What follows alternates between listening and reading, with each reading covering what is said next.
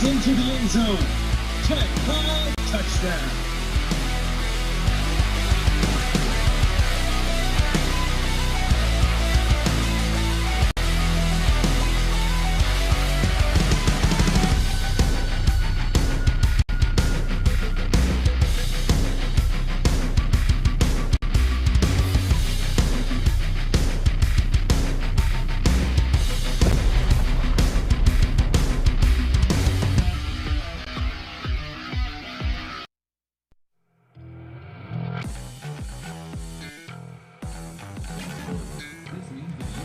Good evening, Marauder fans, and welcome to Denton, Texas tonight, where your Marcus Marauders will be taking on the Wildcats of Geyer High School out of Denton ISD. We are here at C.H. Collins Athletic Complex. Jacob Dedamore and Tim Smith here with you, as we are every week. A crucial matchup tonight as the Geyer Wildcats come in here at 4-2, undefeated at 3-0 in District 5-6A, whereas the Marauders come into this game tonight at 3-2 and 1-2 in district play. And Tim, it's going to be a very difficult matchup tonight for the for the Marauders, similar to what they faced 2 weeks ago when they took on Louisville. They're facing a very talented team, and it's going to take an A effort for the Marauders to get a victory tonight here on the road. A very talented team with probably the best offensive line that they've played against all year, and a team that has already run for over 1,200 yards as a team with about 15 different people carrying the football. So it's ground and pound for Denton Geyer. This is almost a must-win, but we also know that Marcus can still get in the playoffs should they drop this game tonight. So not a real pressure game for them, but go out, play your best, maybe steal one. That's true, and that's the important thing. If Marcus plays their A game tonight and they can come on the road and they can get this win, it puts less pressure on the rest of the schedule because you went and got one that people didn't expect you to get. Absolutely, and this is the type of team that you beat can really propel you the rest of the way. I know they're really excited about the way that they played in the second half of last week's game with a whole different intensity coming out of the locker room, looking to bring that same intensity from the second half here to the first half tonight. It is going to be the Denton Geyer Wildcats hosting your Marcus Marauders here at C.H. Collins Athletic Complex on the north side of Denton, Texas. We will be back with more of the pregame show here on Marcus Football Night, brought to you by Tradio. Marcus Football Night on Tradio and Dave Campbell's Texan Live.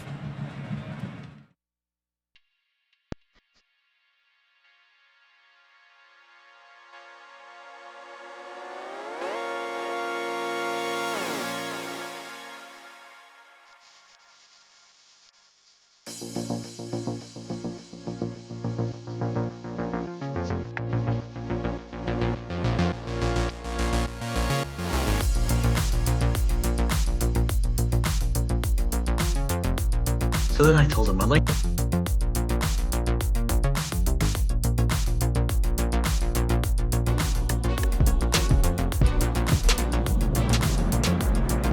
welcome back to the pregame show here on Marcus Football Night. Jacob Dedamore and Tim Smith here with you, and we are joined, as always, by Marcus head coach Mike Alexander. Coach, great win on homecoming night.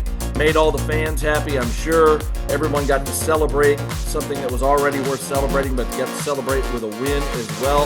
It must have felt good for all the guys to kind of get off that schneid after the previous 2 weeks. Yeah, it was really a team win in the second half, and there's no doubt we needed that badly. You know, started the game off good, and then we started rolling downhill a little bit and not finishing the second half the way we wanted to defensively again for the second week in a row, and went in and challenged a little bit, and came out the second half and really finished like we wanted to play the whole game. So I was excited about that. Coach, I'd like to dive into that just a little bit, because that first half, I mean, things looked like they were going okay, but the score's 21-21. When we look at it, they had 35 yards of offense outside of the three big plays. And so you wonder, okay, there's a little bit of deficiencies there. It wasn't even missed tackles. It was just open space. But, man, at halftime, those guys came out, and it looked like a Coach Alexander stamp had been put on that team. They looked completely different in all phases. The kickoff team looked the best it's looked all year. The defense was flying around. We could feel the intensity. What was said at halftime, or what was the general message? Because, boy, they came out a different team. You know, we got in the locker room right when we got back into half, and we just got them all in there, and I just reminded them, this is very similar to where we were a week ago. We had gone into halftime the week before, felt like we were in control offensively. We were scoring when we needed to score, but defensively we weren't meeting expectations. And so I just got the team together and I said, guys, if you want something different, you got to do something different. And we helped them a little bit. Coach Antle came out the second half. We made one call defensively. The second half, we kept it simple. We didn't try and get fancy with any defensive calls. We basically played base defense the entire second half. And we made one personnel move. Y'all might have noticed we took Brady Moore, our field safety, and moved him over to boundary corner. And that eliminated some easy throws that were there in the first half into the boundary. Brady is a tremendous athlete and didn't take a lot of training for him to just go over there and play the boundary corner in the second half. And once we eliminated that easy throw into the boundary, it allowed everybody else in the defense just to pin their ears back and play the run and do a good job and play fast. And so, we learned probably a little bit of a lesson that night that, our guys do have the ability to play defense well and play fast. We just need to, at times, keep it simple for them and let them just go out there and play. Well, that win on Friday not only got you off the snide in district play, it keeps everything alive as far as you've been talking about all season with the goals that are still in front of you coming down the home stretch. And that starts on Thursday night, where the level of competition noticeably steps up as you're going to be taking on the Geyer Wildcats. And you're going to be facing a team similar to a couple of weeks ago against Louisville that has a high level of talent. When you look at that Wildcat team on paper and on film, what do you see and where do you see areas that you think you can have success? Yeah, so them on offense it's the best offensive line that we've seen this year, which poses its challenges. They have a couple quarterbacks they're playing. They're both very capable. The offense changes a little bit depending on who's in there. We're going to have to play our best football to find stops. And, we played really good defense against Geyer last year in the first half. I think we went in there at halftime, gave up a late score. It was 7-3 all the way to the very end of the first half. And then we gave up a score right before half to make it 14-3. And then the second half, they just came out and ran the football on us, and we didn't have any answers. So we know that they're capable of just pounding the rock and running the ball at us. We've been focusing on that the last couple of days at practice. So we've got to be able to stop the run in our base defense and not have to blitz a lot of linebackers and do things that are risky. Now, if we can do that, Jacob, I'm going to tell you right now, I think we have a really, really great opportunity to win this game. If we have a problem where we can't stop the run out of our base defense consistently, it's going to be a tough get. Them on defense and against our offense, obviously is probably collectively the best front seven that we've seen. I don't know. Louisville was super talented as well. But we feel like we've got a few things that we can create some, not a lot of explosive plays. Like I don't see us coming into this game and you being able to say that we're going to have a bunch of plays, 20 or more yards, but we are prepared to go into this game offensively and just grind it out and move the chains and move the chains and move the chains. And hopefully, if everything goes well, we're going to look up in the fourth quarter and it's going to be a one-score game and we're going to have an opportunity to win it in the fourth. That's kind of how I see this thing going. And so with your two running backs back healthy now, and McKnight looked like he got a little dinged up last week, and then I think he came back later in the game, but it looked like that shin was hurting him a little bit. But with your two backs back in there, it looks like some of the pressure has come off of Nussmeier a little bit in that passing game. Do you feel like the passing game opens up more with when both backs get going for you? Maybe to a degree, but a lot of it's just Geyer. They're gonna do what they can do to try to just defend the run with seven guys. Like they're talented enough to try to do that. Some teams we play can't do that. Geyer's gonna, and if they play us like they have in the past, what I anticipate is them trying to stop the run with 7, which should allow us to move the football a little bit on the ground. They're going to do what they can to eliminate big explosive plays in the air, which is why I was saying, like, I think that this game's going to end up being a lot. As long as we don't have penalties and turnovers, we should end up with a lot of 10-play drives, 10+ play drives, which may make for boring football. I don't know. I'll be loving every bit of it. If we can sustain 10, 12 play drives and finish with points at the end of it, then it's all good for the Marauders. Those are the thoughts of Marcus head coach Mike Alexander. Coach, thank you as always for your time, and good luck tonight. Thanks, Jacob. Thanks, Tim. We'll be back with more of the pregame show here in just a moment. This is Marcus Football Night. At Texas Best Fence and Patio, we specialize in transforming your backyard into a personal retreat. Whether it's a custom wood fence, composite deck, or a cozy outdoor living space, our expert team brings your vision to life with quality craftsmanship. Ready to upgrade your outdoor space? Visit TexasBestFence.com for a free estimate, where your backyard dreams become a reality.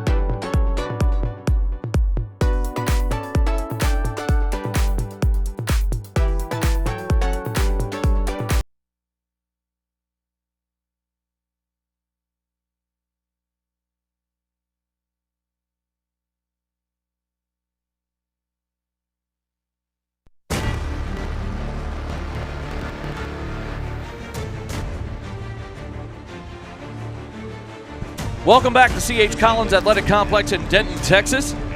Jacob Dedamore, Tim Smith here with you on Marcus Football Night. This is more of the pregame show as we're getting you ready for the Geyer Wildcats and the Marcus Marauders. And at this time, it is time for my broadcast partner, Tim Smith, and his 3 keys to the game. Take it away, my friend. Oh, thank you, Jacob. Much appreciated.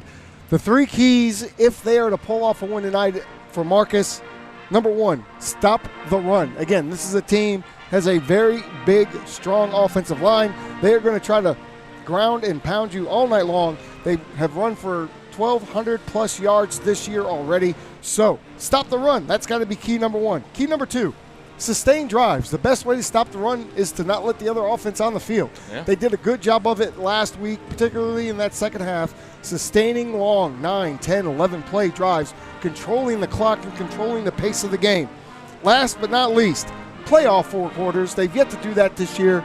This has got to be the game. If they're going to pull this thing off, you got to play 1, 2, 3, 4 quarters to get this win. And first and 4 quarters are going to be really important. Those are Tim Smith's 3 keys to tonight's game here in District 5-6A between your Marcus Marauders and the Denton Geyer Wildcats. And now that we have a minute here, let's go ahead and get their starting lineups ready. Neither team has come onto the field yet, and we'll go ahead and start with the Marcus Marauders, and their starting lineup tonight is going to look like this. On offense, the big men up front, 4 seniors and 1 junior. Frank Adams, number 77 at left tackle, number 58 Jimmy Graham at left guard, the junior 52 Grant Gager at center, and the right tackle 65 Matthew Wallet, the right guard 65 Matthew Wallet, and the right tackle 75 Rhett Harmon, both seniors as well. Your wide receivers, Luke Susko, the big 6'6 senior, will be on one side. The other side will be the junior, number 3, Jamison Mayfield. And, of course, the tight end is the sophomore, number 18, Bear Kogler. In your backfield, you have Colton Nussmeyer, of course, the junior 5-star quarterback recruit. Next to him in the backfield starting tonight will be the senior, number 7, Cade McKnight. Your big H when they go to 12 personnel for Marcus will be the senior, number 44, Gavin Huffman, and the slot wide receiver is the senior, number 1, Austin Allen. On the defensive side of the ball for the Marauders up front, senior, number 33, Will Harrison. We saw last week how important he is to have on the field. Senior Tanasi Jager, the nose tackle, number 56, and Liam Hoskins, number 99, the junior defensive end, leads his team in tackles for loss. Your 3 linebackers, the senior Ryan San Miguel at the strong side linebacker. In the middle, Gage Patrick, the junior, number 21, and on the weak side, number 15, the junior Cole Schott. Gage Patrick was all over the field last week in that win on homecoming night against Braswell. In the secondary tonight, we do have a couple of changes. These may not have gotten to, and I don't think we're able to get these to our graphics team in time, but there are a couple of changes tonight. Starting at the one corner is Jake Torgerson, as you see, number 16, the senior. Starting tonight at the other corner in place of Bradley Isioki, who did get re-injure his foot last week, is going to be Brady Moore, the senior, number 20, moving from his freak position over to the boundary corner. The middle, roving the middle, of course, at the rover position is still the senior, number 4, Easton Mitchell. Evan Sachs, the junior, number 17, is at the bandit. But starting at the freak position tonight will be the junior, number 38, Slater Sullivan. So a couple of changes in the defensive backfield tonight for the Marauders. That is your starting lineup for the Marcus Marauders. For the Denton Guyer Wildcats, their starting lineup is as such, as I try to keep everything from blowing away on me here. Starting across the offensive line, again, this is a very good offensive line. This is a ground and pound attack that the Denton Guyer Wildcats bring to the field. At left tackle is the senior, number 71, Denzel Devereaux. At left guard is the senior, number 70, Juan Castaneda. That's a loud horn. We are outside tonight, just so people know. We are outside on the mezzanine at the top of the stands, not in the press box like we normally are here. There's TV tonight from CW33, so this game is on local television tonight as well. At the starting center position is number 64, Adriano Navarez. He is a junior. At right guard, you have number 75, Kevin McWilliams. He is a senior. And starting at right tackle is the junior, number 78, Preston Doyle. The starting quarterback for this Denton Guyer Wildcats squad is number 17, Zephyr Cry. He is a junior at the starting quarterback spot. He is backed up by the sophomore and by sophomore number 15, Carter Morgan, who is also one of the starting wide receivers, and he is also heavily used in this Denton Guyer running attack.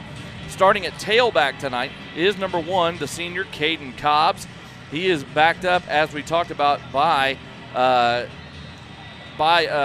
Carter Morgan, the sophomore, but also by number 23, Aiden Martins, who is a senior. Again, this is a very diverse running attack. You'll see Cobbs, you'll see Martins, you'll see Morgan all carrying the ball, and maybe a little bit of Zephyr Cry as well. I mentioned Morgan at one wide receiver. You have two other starting wide receivers in the lineup. Number 9, Tristan Shelton. He is a sophomore. And number 19, Corbin Glasgow, a senior. He is a Kansas recruit. I believe he is committed to go to the University of Kansas. By the way, I should mention Caden Cobbs, the senior running back. He is committed to go to Illinois for the Illini. Starting at tight end is number 42, Carson McClinton. He is also a senior. Defensively, for these Guyer Wildcats, up front, they run a hybrid system a little bit with a kind of a hybrid 3-4-4-3 system. At one defensive end is number 45, Jalen Lawson, the senior. At one defensive tackle, number 99, Kyron Haywood. He's a junior. Number 90, Darian Neal is the nose tackle. He's also a junior. And at the jack position, which is your hybrid defensive end linebacker spot, is number 0, junior Zane Rowe. He is also the backup tight end on offense. Your 3 linebackers in the middle, the Air Force commit. You've got two Service Academy commits at the linebacker position for Guyer. In the middle, number 10, Ryder Garcia is a senior. And at the star linebacker position, the strong side, if you will, number 14, Caleb Fowler, who's a senior. He's committed to go to Army, go to West Point. So you have an Air Force commit and an Army commit as your linebackers. On the weak side, you have number 3, Matt Smeekle. He is a senior. At safety for this team, they also run a bit of a hybrid system. They'll run 4, sometimes 5 men in the backfield. Number 22, senior Owen Whistler, who's committed to go to Southern Utah. He's at the left safety. The right safety position is number 24, junior Paxton Williams. At what they call the cat position is number 4, senior Jalen Sterling. Your 2 cornerbacks on the left side, number 2, senior Jace Johnson, And on the right side, number 13, senior Grant Hatfield. You will also see a mixture of a utility defensive back, number 1, senior Caden Cobbs. That's your starting lineups for the Geyer Wildcats, as both teams have now come on to the field. And at this time, we will go ahead and take it down to the public address announcer for our national anthem. Tonight's color guard includes Cadet First Lieutenant Frankie, Cadet Lieutenant Colonel Mitchell, Cadet Captain McGowan, and Cadet First Lieutenant Wiley.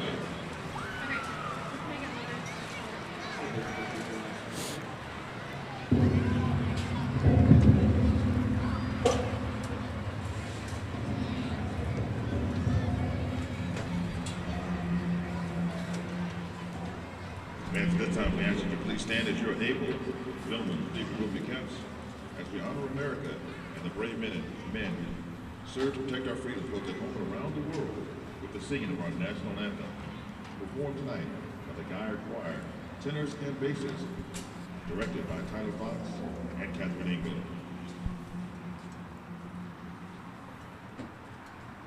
Oh, say can you see by the dawn's early light, what so proudly we hailed at the twilight's last gleaming, whose shines and bright stars through the perilous fight, o'er the ramparts we won, with so gallantly served. Red flared the luckless gave proof to the night as a flag was still there. Oh, say does that star-spangled banner yet wave? O'er the land of the free,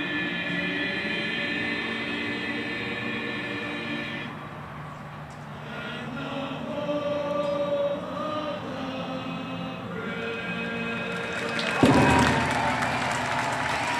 the Excellent job by the male members of the Denton Geyer Choir on the national anthem. And we are just about ready to get started here in Denton, as the Geyer Wildcats are in their all-black home uniforms with silver numbers, silver helmets with the black Wildcat emblem on either side. The Marcus Marauders are in their all-white look tonight. They're wearing not only white jerseys with red numbers outlined in black, but white pants as well. A lot of times they go with the silver pants on the road. Going with the white pants tonight. They have the silver helmet with the red M on either side. And we are just about ready to get underway here in Denton. Again, C.H. Collins Athletic Complex on the north side, the far north side of Denton. Right off the loop. The very far north side It is. of Denton. I didn't know Denton went out this far. And Denton I live is- here. Denton's growing rapidly. You live near Denton. Close. Very close. The Marauders are going to be receiving the opening kickoff, and it will be Carter Francis and Austin Allen back to receive this kick. I'm loving these all-white jerseys versus the all-black look. Yeah, it's a nice contrast, a little bit of a high school version of Color Rush, and it looks like we're taking a moment to, you know what we're waiting on tonight? We're waiting on TV. May have a little bit longer timeouts tonight during certain portions of this game. Oh, no, I didn't even think Yeah, about because that, Jacob. we are on CW33 tonight locally in the Metroplex. So where's the guy with the orange mitts down on the field? That'll tell us when things are getting started. I don't see the guy with the orange mitts. I guess they do things differently here. I believe lining up to kick off for the Geyer Wildcats will be number 81, Andrew Johnson, the junior. That's who I saw jogging out there to get ready. It is. It's going to be Andrew Johnson, the junior. So he'll kick things off, and we'll be getting started here in just a moment. So it'll be the Marauders starting with the football.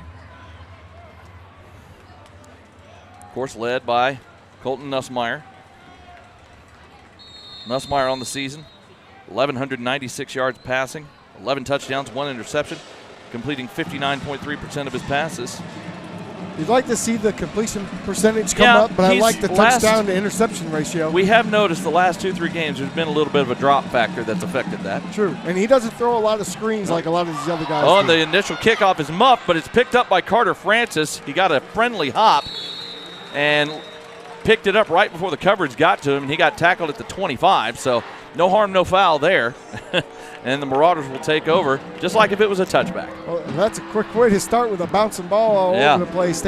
Marcus hasn't been getting those bounces this year, so nice to see them get a bounce early on tonight. Leading the rushing attack is Carter Francis, number 2. We'll see a heavy mix of him along with Cade McKnight. McKnight will start the game, 164 yards rushing, 4 touchdowns on the season, averaging 4.2 a carry. Carter Francis, 338 yards, 6 touchdowns, averaging 6.4. And Nussmeier will use his legs as well, 272 yards rushing, 3 touchdowns, averaging 7 yards a carry.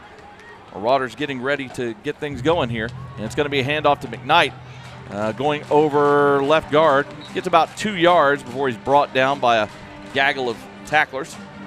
Second and 8. Wallet comes around from the right guard spot, tries to open up a hole, but that thing just gets squeezed in.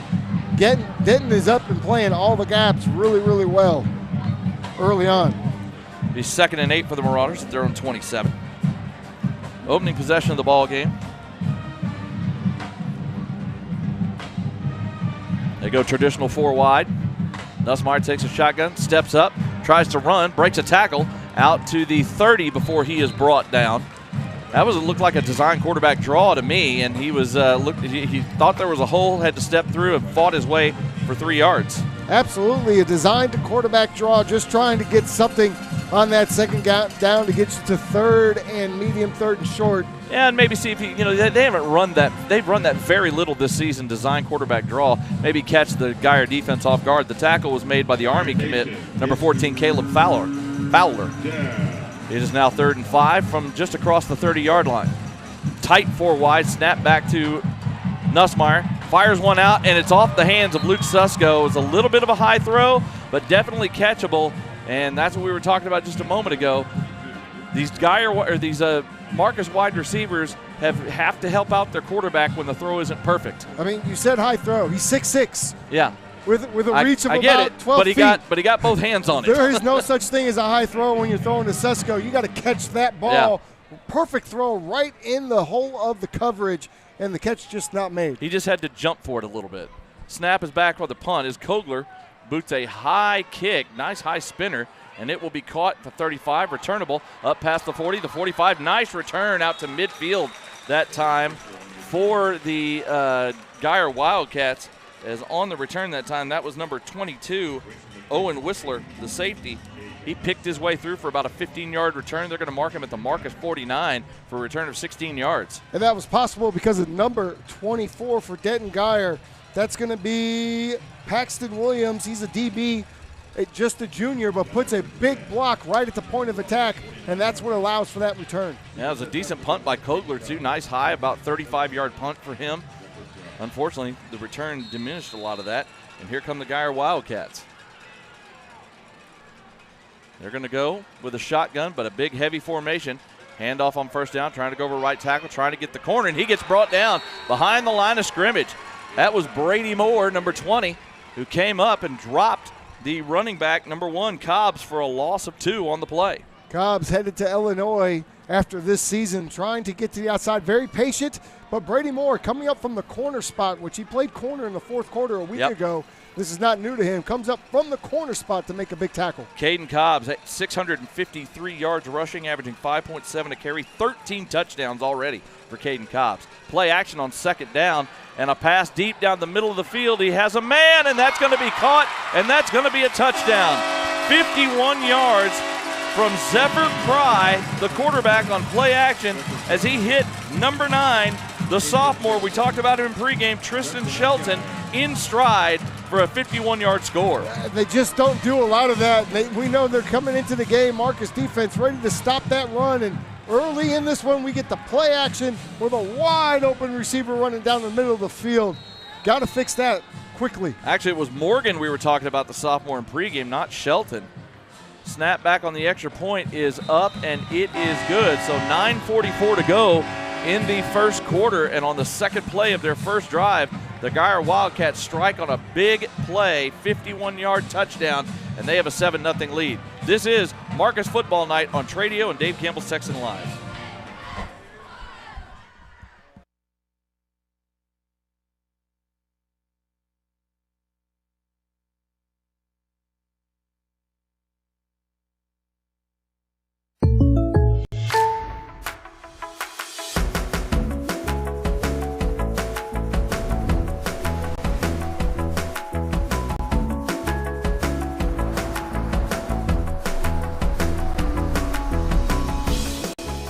The State Farm Personal Price Plan helps you create an affordable price just for you.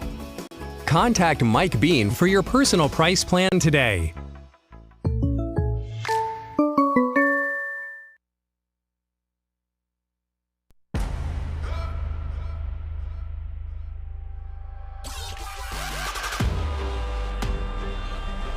The Geyer Wildcats strike first. They have a 7-0 lead. Is on the second play of their first drive.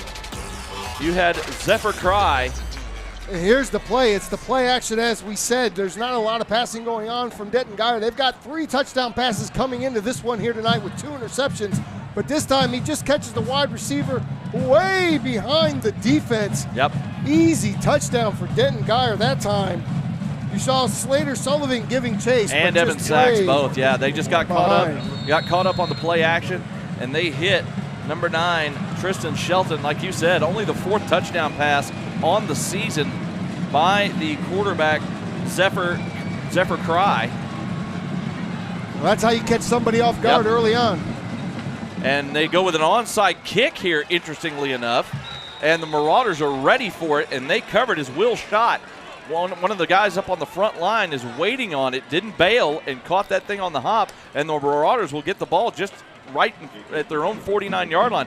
Interesting choice right there by Geyer to try and steal a possession this early. Denton Geyer wants to win this game. You could see it right from the start. Marcus is going to have to match this intensity and what's going on the field with creativity. That's definitely an interesting choice by Geyer this early in the ball game. I guess trying to jump out ahead early, but the Marauders now have excellent field position. 1st and 10 at their own 49-yard line. McKnight in the shotgun with Nussmeier. And we're going to have movement on the before the snap as the umpire came in and threw the flag, as did the line judge on the far side, so back it up 5 yards. This has plagued Marcus all season long, these pre-play penalties.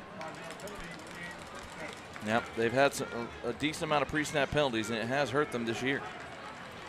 So back it up to the 44, 1st and 15 now.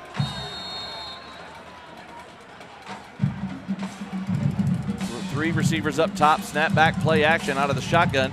Nussmeier stepping up, trying to get away from pressure, and he's going to get, no, he's still on his feet, but can't get himself set to get rid of the ball, and he's all the way back at the 30, as wrapping him up finally on the tackle was the Air Force commit, senior number 10, Ryder Garcia.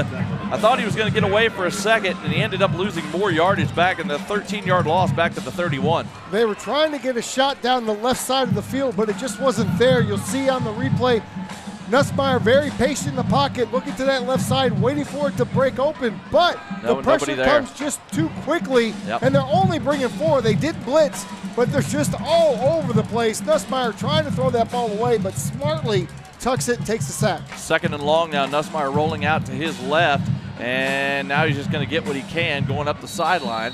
He's going to step out of bounds up near the 40. They're going to mark him out at the 38. That'll be a gain of 7, and it's 3rd and long. When you can cover on the back end and get quick pressure, it makes things very difficult for the other offense in the passing game. And that's what caused the sack on 1st down. I mean, the initial protection was there. Nussmeier went check 1, check 2, nobody there, and then the pressure collapsed. So it's now 3rd and 21 at the 48 or at the 38, as the Marauders are in danger of wasting this field position. Snap back to Nussmeier. He's going to roll to his left away from pressure, and he fires it down the field, and that pass is incomplete. Nobody open again. He was looking. He tried to hit Susko on the sideline, but it was just too well covered, and the pass goes out of bounds. Number 40, Sawyer Summers, comes around on that left side and comes around fairly quickly to force Nussmeier to move even faster to his left. He doesn't mind to do that, but again, you look downfield, nobody's open. Yep, excellent coverage on these last 2 plays, last 3 plays really, by the Geyer defense, as that secondary was doing its job, and the Marauders will have to punt. Kogler, another nice high, good kick, good hang time, caught at the 26, and this one will be fair caught, and that's where the Geyer Wildcats will start their next possession just inside the 27-yard line. That is another 35-yard punt by Kogler. Two of his better punts of the season, honestly. So that drive just a mess, right? Yep, you start off with the 5-yard penalty, then you get the big sack. Now you're in a pass mode, and Denton Geyer just went into a we're going to pin our ears back and come get the quarterback mode. They zone back on the backside so that Drop there's 7, no send open, 4. That was it. There's no open receivers to throw the ball to. And now you've got to go over that offense and just reset. 1st and 10 for the Wildcats. They go split back out of the shotgun. Handoff coming to the near side of the field, and that ball's up in the air. Now it's on the turf, and it's it dives at the pile, and I think the Marauders have it. That was just a mishandled handoff that time, and the Marauders recover at the Geyer 20-yard line.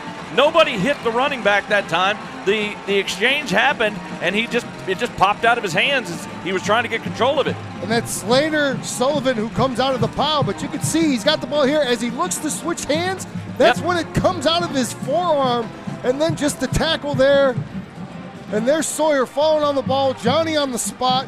And credit to Sam Miguel for making sure that they can't recover that ball as he's there to make the tackle as well. They handed that ball that time. He was in the split back shotgun set to the senior wide receiver Corbin Glasgow, the Kansas commit. Rushing. Yeah, he's the Kansas commit. They handed it to him on the sweep, and like you said, he tried to switch hands. It just popped loose. Huge play for the Marauders. They are at the Geyer 20.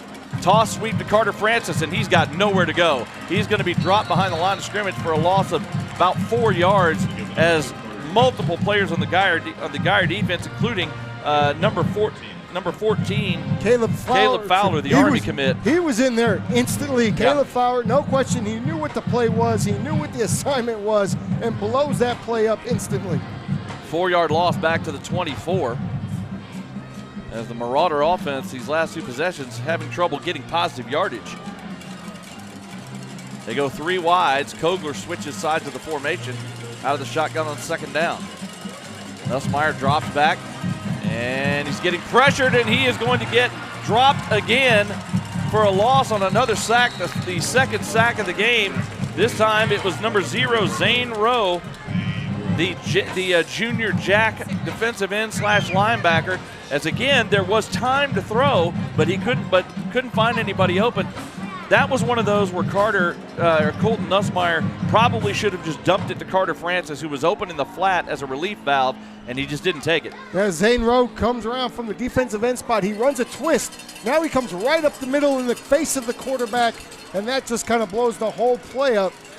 This D-line right now for Denton Geyer is really playing good ball. 3rd and 17 after the loss of 3. Nussmeier, he's going to fire one downfield. It's caught inside the 10. Going to be 1st and goal. I believe that was Bear Kogler, the tight end, on the corner route out of his tight end position.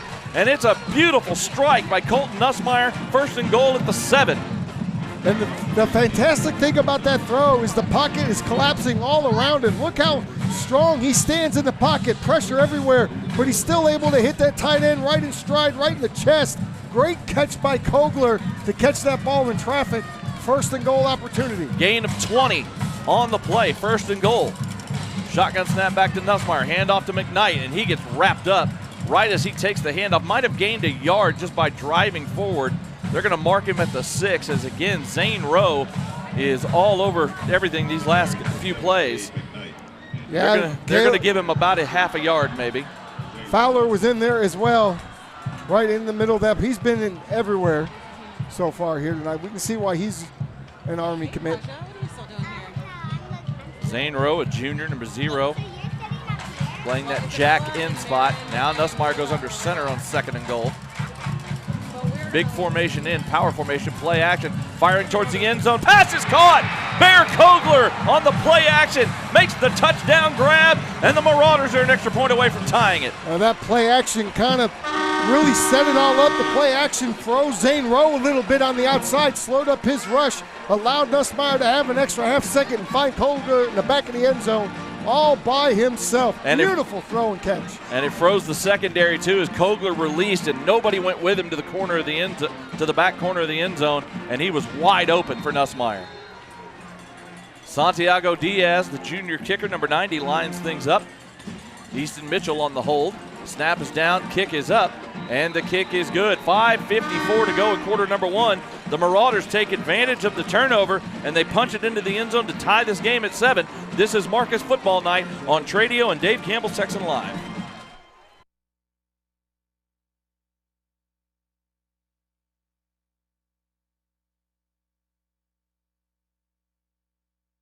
Are you ready to score big in the game of home ownership? Southern Collective Realty is here to get you into the end zone of your dream home. Hi, I'm Amy Turner, and I'm the broker and owner of Southern Collective Realty. I've been a Marcus mom for the last 6 amazing years and a great supporter of the Marauders. I'm Sarah Grant, and I'm proud to be a Marauder mom and aunt. Together we bring in over 20 years of experience in Flower Mound and surrounding areas. Southern Collective Realty, where every home purchase is a victory. Ready to kick off your search? Give us a call today. I'm the realest. I'm the GOAT. Yeah. Jacob Dettamore and Tim Smith back here with you in Denton, Texas, as the Marauders have tied things up at 7. And Tim, what happened on this play? Well, we're going to wind it back one more time. It's so special. We're going to look and see where Kogler is lined up. That's the most important thing. And how the defense completely ignores him. He's at the tight end spot. The play action freezes the linebacker and the safety, and you'll see Kogler just walking back here by himself. Perfect play action by Nussmeier. He's so good at it. And Kogler really doing a good job catching the football tonight. That's 2 for 2, yes. And we love to see that for him. Yes. So the Marauders take advantage of the fumble by Geyer. They take over at the Geyer 20, and they're able to punch it in thanks to 2 connections from Colton Nussmeier to his tight end, Bear Kogler. And it is all tied up at 7. That's how you respond. Just over halfway through the first quarter here. Santiago Diaz lining up the kick. And we're going to go with the high, short pooch kick. And it's going to be caught at the 28-yard line. Coming to the near side, trying to return it, cutting up the middle, and then getting hit and brought down at about the 37. As the return man that time, I couldn't see who the number was. I think that was number 12 for the number Wildcats. 12, A.J. Moss, 5'9", 170-pound DB junior. 9, they're going to give him credit to the 38, so a 10-yard return on that kick. Geyer starts this next possession at their own 38-yard line. They're going to go with a very wide formation, trips to the near side of the field. Single receiver up top, split way wide. Tight end goes in motion back into the formation. Shotgun snap, handoff. Coming up the middle, dancing through across the 40, breaking tackles out to the 45, and that's going to be out to the 48, a 10-yard gain and a first down for number 1, Caden Cobbs. More traditionally of what we thought we'd see out of this Denton Geyer offense here tonight. Just feed Cobbs the ball. Going tempo now, play action. Going to take another shot deep up the near far sideline, and that pass is incomplete off the hands of the intended wide receiver that time. That was number 19, I believe. Yep, that was the Kansas commit, number 19, Glasgow. They tried to go, they went play action again. This time the coverage was decent, but the pass, I'll tell you what, that was a beautiful throw by Cry because he dropped it right in over the top. Well, Brady Moore was step for step with the Kansas commit, but yeah, that ball was dropped right in the bucket. You got to catch the ball. Surprising it wasn't caught. Well, and even if he'd have caught it, it wouldn't have mattered because we didn't see this, but there was a flag on the play as a 5-yard penalty was called against Geyer, so that would have canceled it out anyway. Back to the 43, 1st and 15. As they go a wide, 4 wide this time. Tight end coming in motion again back into the formation. And again, it's going to be a handoff coming to the near side. It is Cobbs. He's across midfield, inside the 45, down to the 44. Very strong run on 1st and 15. Looks like they're going to give him about 14 yards to the Marcus 43. Cobbs up the middle, Cobbs to the right, Cobbs to the left. After a little play action in the middle of that, now we've got 2nd and short. Well, and he's being led by that senior tight end, number 42. Carson McClinton goes 5'11", 220. Good lead blocking to that outside. Handoff again to Cobbs. He's got the first down inside the 40, and he is dragging Slater Sullivan inside the 30 to the 29 as Cobbs gets off another 14-piece. Yeah, Cobbs is starting to get going now, and once he gets into the secondary, that's where it gets really dangerous for Marcus. And here comes the tempo, a little quick throw, and that pass is caught and down right there. Easton Mitchell read it, hit the receiver right as he caught the pass. Only going to be a gain of 3 to the 26. That's a great job by Easton Mitchell. One of the better open field tacklers on this Marauder defense. Read that quickly, went right to the man, and made the quick open field tackle. 2nd and 7 now for the Marauders. Again, Caden Cobbs, the Illini commit, he has been extremely good this year for Geyer. Now we're going to have movement, so that'll back it up 5 yards to the 31-yard line of Marcus. You know, I never understood if you're going to commit to a Big Ten school that you don't commit to Michigan. I'd like to have a discussion with Mr. Cobbs about that. Calm down. Settle down. Oh, never mind. That's going to go against Marcus. They're going to call offsides.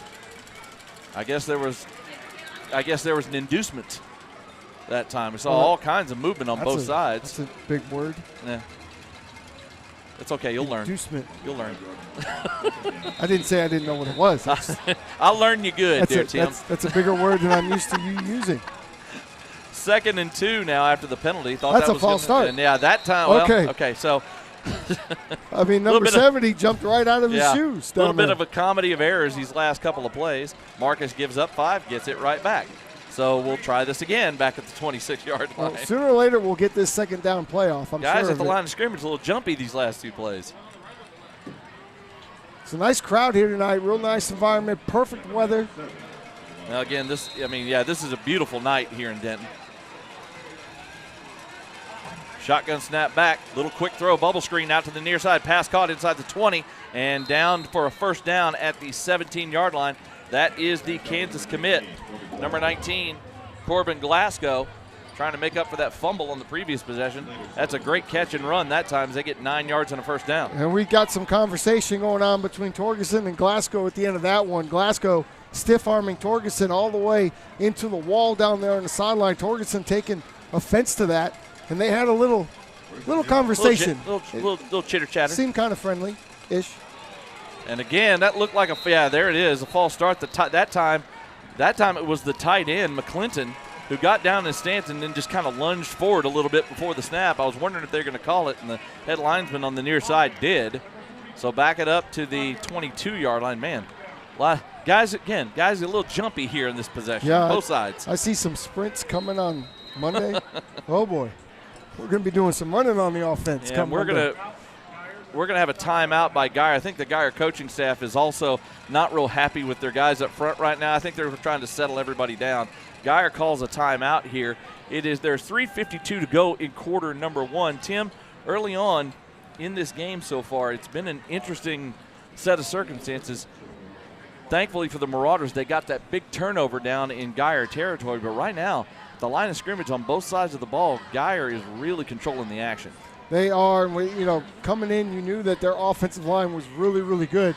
I didn't know their defensive line was as good as they are. They're putting on the pressure, of course, able to zone everybody on the back end. But, I look at that first drive from Marcus, and because they put themselves in a bad position on the first play and the second play, it kind of ruined the whole drive. But when they came back, they ran that second drive fairly well. Now, you're kind of close there, but their red zone offense hasn't been great this year, so it's nice to see them put that together early, but they're going to have to figure out a way to maybe slow down this offensive line a little bit. Well, and the offensive line for Marcus needs to start controlling their guys, because you've seen Zane Rowe get in the backfield a couple of times. Yes. Number 90, Darian Neal, has caused some pressure. They need to get control at the line of scrimmage there as well. Teams are back on the field, 1st and 15 now for the Wildcats at the Marcus 22. Handoff to Cobbs, looking for room, coming to the near side, breaks an ankle tackle, then gets brought down after a gain of a couple. That was Gage Patrick scraping on the play and bringing Cobbs down at the 20, only a gain of 2. Excellent pursuit. As Patrick came over, he brought friends with him, and that's what we love to see from the Marcus defense that we didn't see earlier in the season. Now they are really flying to the football. This defense for Marcus, key tonight. We talked about this earlier. They have got the tackling has to be on point tonight. 2nd and 13 now at the 20. Another handoff to Cobbs, and he gets upended right as he crosses the line of scrimmage. Only going to be a gain of a couple more Trying to see who it was that made the initial contact. I think that may have been Liam Hoskins that time. Yeah, I was going to say, I think it was Liam Hoskins and you said it right, cut him down because he was up and then he wasn't. He was gone. And here is the replay. He gets through a little crease, but yeah, right there, taking out the ankles and that wasn't Haskins. That was Gage Patrick That was Gage Patrick that made that play. Haskins came in to help clean it up. Came in and went low on Cobbs. Cobbs is not a small kid. You know, he checks in at 205 pounds. Snap back play action on 3rd and 10. Pass out to the far side. Pass is caught and breaking a tackle, but then gang tackling comes up. Jake Torgerson made the hit right as the ball was caught, and it looked like he might get away again. That was number 19, Glasgow, on the catch. He got away, but his teammates came and cleaned it up at the 10-yard line, only a gain of 7, and the field goal unit comes on. That's twice now. You've been able to see the strength of Glasgow when he gets the ball in his hands. He's a big – Jake Torgerson is also a big, strong kid. So you've got 2 big, strong kids, and he's able to break that tackle. But love to see a gang of white jerseys come over after that and make the tackle, keeping them short of the first down. It's going to be a 27-yard field goal attempt for Geyer. The kick is up on the way, and it is good by number 81, Andrew Johnson. So the Wildcats take the lead back, this time on a field goal. It is now 10-7 Geyer with 1:45 to go in the first quarter. This is Marcus Football Night on Tradio and Dave Campbell's Texan Live. From kickoff to dinner time, Flurry's Market Plus Provisions is your hometown spot. We're local, family-run, and obsessed with quality hand-cut meats, Cajun-inspired plates, and the best burgers in Flower Mound. Join us for lunch or dinner, or swing by the market for steaks and sides to feed the whole crew. Flurry's is proud to support Marcus High School and the community we call home. Flurry's Market Plus Provisions. Local. Quality. Community. Go Marauders!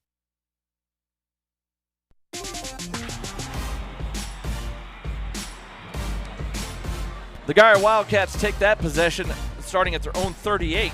They go 52 yards before the drive stalls at the Marcus 10, but they do get a 27-yard field goal by Andrew Johnson, the kicker, and the Wildcats now have the lead back. It is now 10-7 as the kickoff is about to come to play. Jacob Dedamore and Tim Smith here with you in Denton at C.H. Collins Athletic Complex as the Wildcats and Marauders do battle on a Thursday night here in Denton.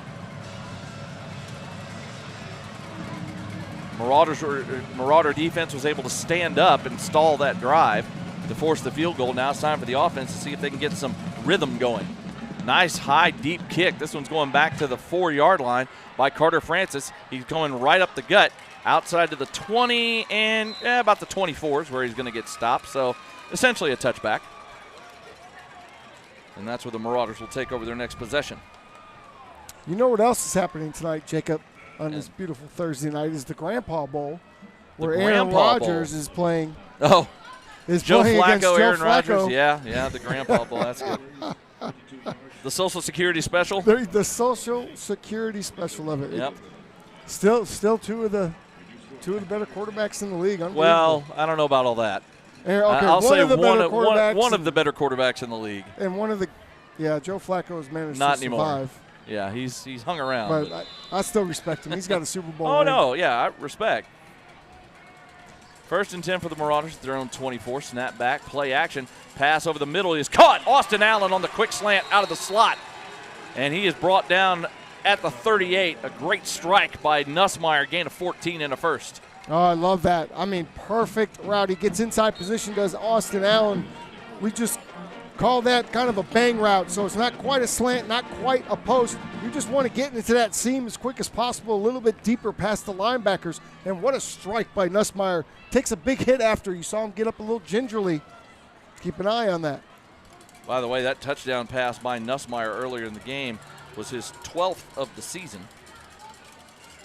Little toss sweep here on 1st and 10. McKnight trying to get the corner, gets around the edge at the 45. He's into the open field, into Denton Geyer territory, but a flag is down back at the line of scrimmage. A great run by McKnight, but it looks like this one's coming back. You had receivers blocking downfield. It was a beautiful thing. All the linemen are down around the 45-yard line. Looking pretty, but and then it's the all laundry. coming back. Yeah, it was looking good, and then the laundry came back. The hold is called on the center, Grant Gager, that time, as he got caught with a little bit of a grab. As I mentioned, that touchdown pass from Nussmeier was his 12th of the season. For Bear Kogler, that was his 3rd touchdown catch of the season. Unfortunately, that penalty wipes out about a 25-yard run that time by Cade McKnight. And this is where you get yourself in trouble if you're Marcus. You're 1st and 20 and trying to dig yourself out of the hole. Yeah. This time Nussmeier, it goes under center. 2 tight end formation in the game as Huffman's in. And they hand it off to McKnight on 1st down and just nowhere to go. He's going to get about a yard before he gets brought down from behind by the linebacker, number 10, Ryder Garcia, the Air Force commit, the senior. Only a gain of a yard. Yeah, this defensive line for Geyer has been very hard to move so far for this Marcus offensive line. Well, the thing is that these 4 guys that are going to be on this front 4, they're really keeping the offensive line from getting up on these 2 backers. And if these 2 backers don't start to get some offensive linemen in their face, the run game is going to be very hard to get going. Yeah, and that's going to be the final play of the first quarter. We'll talk about that more on the other side. We are through 1 quarter in Denton, Texas. The Geyer Wildcats lead the Marcus Marauders by a score of 10-7. This is Marcus Football Night on Tradio and Dave Campbell's Texan Live.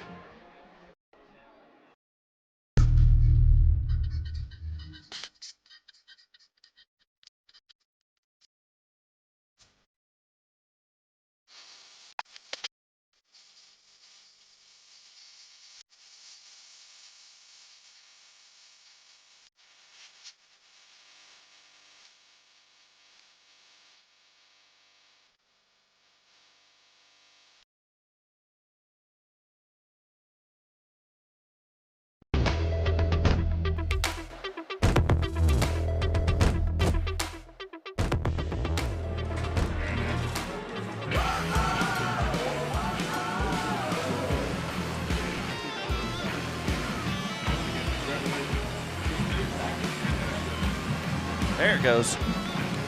Button was stuck there on my microphone. Back here in Denton, Texas for quarter number 2 of this District 5-6A matchup between the Geyer Wildcats and the Marcus Marauders.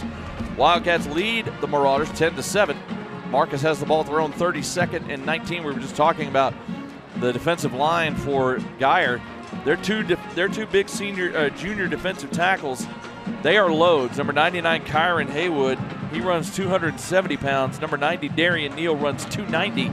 And right now, especially in the run game, they are having problems moving those 2 big guys out of the way, which is freeing up these linebackers to make tackles. I'm trying to do math. That's like 700 pounds. Not quite that much. Somewhere in between. It's getting close to 600. It's up there. Oh, I guess you're right. Yep. No, it's over 6. It's no, got to be over 6. 560. 560. I can't do math. But anyway, what it's doing is it's freeing up these linebackers. The 2 Service Academy commits, Caleb Fowler, Robert Garcia, have already made multiple plays. It's freeing them up to make plays. And also Zane Rowe, the junior jack end, number 0, he goes about 250 himself. He is not a small young man. And he's been running quite a few stunts. He's been moving around the line a little bit tonight as well. He's a problem. Marcus goes out of the shotgun here at a 4 wide, 2nd and 19.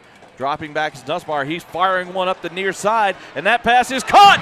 Mayfield makes the grab. He's still on his feet, breaking a tackle, cutting to the inside. At the 10, he's at the 5 and brought down just short of the end zone. What a throw, what a catch, what a run by the junior number 3, Jamison Mayfield, as he gets that ball 67 yards down to the 3. That whole play was a movie and coming right at us. I mean, Nussmeier looked like he was throwing the ball right to me. He drops back, perfectly clean pocket. It's just a go route on the outside. Look at this ball. Perfectly placed over the defender. The catch is made, the stumble. Getting back to your feet, the broken tackle. Watch the block that's going to come here by Austin Allen.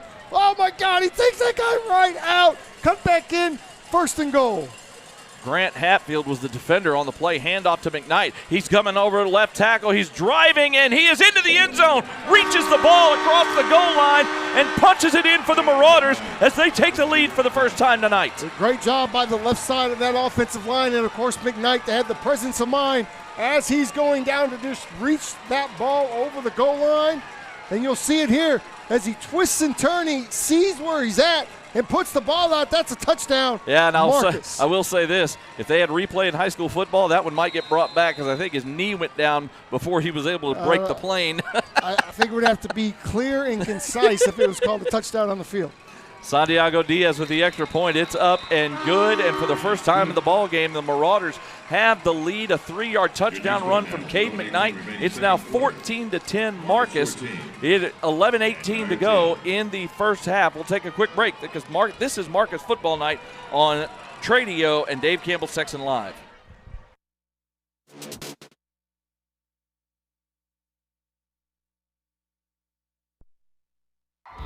Point Bank is proud to support the Marcus Marauders football season.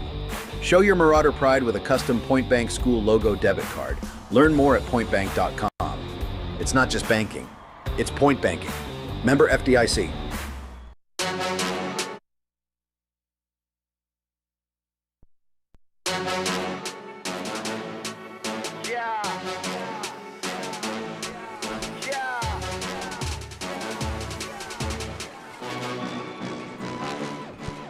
The Marcus Marauders take their first lead of the night as their drive technically goes, was 61 yards technically on the touchdown drive because they started at the 39. Well, that's after the 1st and 20 because of a hold after a 40-yard run. But the drive still technically, that's how it works. Well, I'm just technically saying a 61-yard drive. Mentally come back from that. Yeah.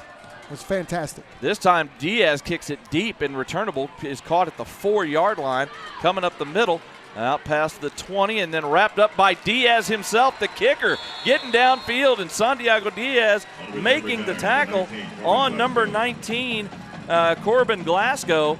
Only a 16-yard return. Nice coverage by the kicker. It's been a long time since I've seen a kicker go down and make a tackle on a kickoff team. I've seen it before. At least that far downfield, but it's been a while. That was, I'll tell you, everyone on Marcus, when you start to get some momentum and you make some big plays, everybody gets enthused. Everybody gets injected with energy, even the kicker. They give him forward progress to the 21, so it's a 17-yard return. 1st and 10 for the Wildcats. Give you a few more details on that touchdown drive here in just a moment. As they go shotgun, handoff up the middle. Little bit of room, but not a lot. As coming up to make the tackle, Gage Patrick is making some plays these last 2 possessions. He wraps up Cobbs after a 2-yard gain. They're going to give him, we'll call it 3, out to just inside the 24. That was Aiden Martin's number 23. Oh, it was 23. Sorry, that was not Cobbs. My bad. Cobbs was not in the game in that particular play. Aiden Martins is very involved typically in this running attack for Geyer. So Aiden's still in. Martin's getting this possession for Geyer. 2nd and 7, just inside the 24 as they go trips receivers up top. Snap back. Martins gets a handoff again, and he gets to the second level out past the 30 and a first down to the 31-yard line with a nice burst. They're going to actually call it at the 32, so a nice burst that time and a gain of 8. It sure did. It was such a burst. It looked like he teleported from one point to the other. He got there so fast. And now Geyer goes tempo here on 1st and 10. Handoff once again to Martins, and he gets hit just as he crosses the line, gets dropped at the 35 for a gain of 3 that time. Going back to that touchdown drive, again, technically started at the 39, but you mentioned the penalty. 2nd and 19 starting the quarter, and the beautiful 67-yard pass and catch and run by Jamison Mayfield as he broke a tackle, made the same man miss, and got down to the 3 to set up the 3-yard touchdown run from Cade McKnight. 2nd and 7, 3 wide set. Handoff coming over the left side. Martins breaks an ankle tackle, gets out past the 40 to the 43 where his knee goes down. Another solid run by Aiden Martins as he's showing some nice bursts here. 7 yards, that'll move the chains. But we do have a flag as the head lineman dropped one. See what the call is here. It looks like it's a penalty against Marcus. It is a face mask on the tackle. So tack on 15 more. That'll move it into Marcus territory to the 42. It's important to note Bradley Umi Izioki is in the game. Oh, he is. Okay, I didn't know if he was going to be available tonight. He's right here. We initially had him near side corner. Yep. Earlier in the week when we talked to Coach Alexander, he was on the inactive list, but I guess he has got better through the course of the week, so he is back in playing some corner tonight. Yeah, they've made some changes there in that secondary. Well, and they've moved Brady Moore back to his usual position, and it's a play action on a jet sweep action, firing a pass up the near side, a little bit tall. They were trying to hit Martins on the wheel route, and Cry just threw it a little too high for his running back, who had room and was behind the defense. That's a throw that Cry wants back for Yeah. sure, because that is a touchdown. Yes. He runs a wheel route out of the backfield, uncovered. You had a Marcus defender trying to play catch up there, Evan Sachs, but just too much out in front. A better throw, and you get a touchdown out of that play. I think so. That would have been a 42-yard score, because Cry, if he hits him in stride, he's already 2 or 3 yards behind Evan Sachs on that wheel route. 2nd and 10 at the 42. Snap back, handoff as Cobbs is back in the game. Makes a man miss, gets to the second level, but Easton Mitchell makes the tackle to save a huge gain, but still 5 yards for Cobbs to set up 3rd and 5. Cobb's vision is what sets him apart. He gets through the hole on the right side and then makes a little cut back to the left. Yeah. Good thing Easton Mitchell is such a good open field tackler. Very patient run that time by Cobbs. 3rd and 5 for the Wildcats at the Marauder 37. 8:45 and counting here in the first half. Snap back to Cry. Looking down the middle of the field. Now he steps up. Now he fires up the hash inside the 5, and that pass is incomplete, but flags are down. As we may get pass interference, it looks like Jake Torgeson's going to get called for early contact on the wide receiver. That was number 9 for the Wildcats, Tristan Shelton. So 1st down for the Marauders, or excuse me, for the Wildcats. That'll be a 15-yard penalty down to the guy, Marcus 22. Well, Cry had all day. The coverage did. was very good on the back end. Even on that play, the coverage was decent. Yeah. He Not just sure had all what day they saw. I did not see the contact, but he did. He had all day to survey the field, shuffle through the pocket just a little bit. Way too much time in the pocket that time. 1st and 10, snap back, handoff, going over the right side as crossing the line of scrimmage inside the 20, down to the 18 is Cobbs. It'll be a gain of 4, 2nd down. I think what happened that time is that pass just kind of hung up by Cries. He was trying to throw it over the top of the coverage, and he had good hang time. And it looked like Torgeson was trying to play catch-up and got there just about a half second too early and made contact with the receiver before the ball arrived. It was good coverage, but just didn't have the right timing. 2nd and 6, snap back to Cry. Play action pass over the middle is it. Oh, man. It was a high throw. He had his wide receiver, number 19, Glasgow, on a slant, and Cry just threw it high. And if Glasgow didn't get a hand on it, it might have been picked because it got deflected and then went off the face mask of Easton Mitchell. It hit Easton Mitchell right in the face. Good thing he had that helmet on. Yeah. Because that thing was coming in like a rocket. Mitchell was putting his hands up to try and catch it, and then Glasgow got a hand on it and deflected it back into his backwards. Yeah. 3rd and 6 now for the Wildcats at the 18 of Marcus. Handoff. No, play action, rolling to his right. Pass is caught inside the 10 and down to the 6-yard line as a great play action rollout that time by Cry. It looked like he was about to run, then pulled up and fired to his tight end, number 42, McClintock. It's 1st and goal after the nice 12-yard gain. A big hit by Will Harrison at the end of that, but yeah, it was a little run pass option. Yeah. Little play action boost to his right. He had room to run, but smartly hits the tight end who's standing there all by himself. 1st and goal now for the Wildcats at the Marcus 6. Low snap, and it's on the ground, but Geyer's able to dive on it and save the possession as they almost had their 2nd unforced fumble of the game as Cobbs that time dove on the fumbled snap by Cry. And there's another fortunate bounce for a Marcus opponent. Yeah. We've seen that all season this year. The ball has just bounced the other way for a majority of the time, but that one, again, just a mishandled snap. Yeah, Cry just dropped it. And give credit to Cobbs. He just dove right on top of it.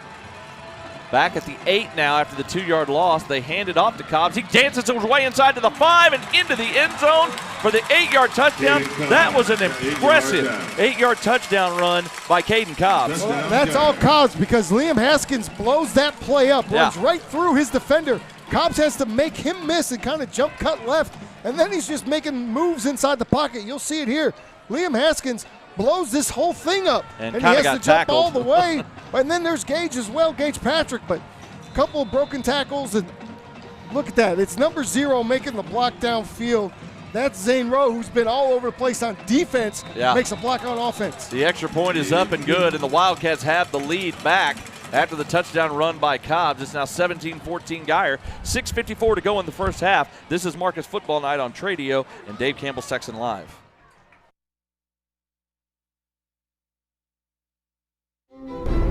I've been practicing law for 30 years. I have said one phrase more than any other.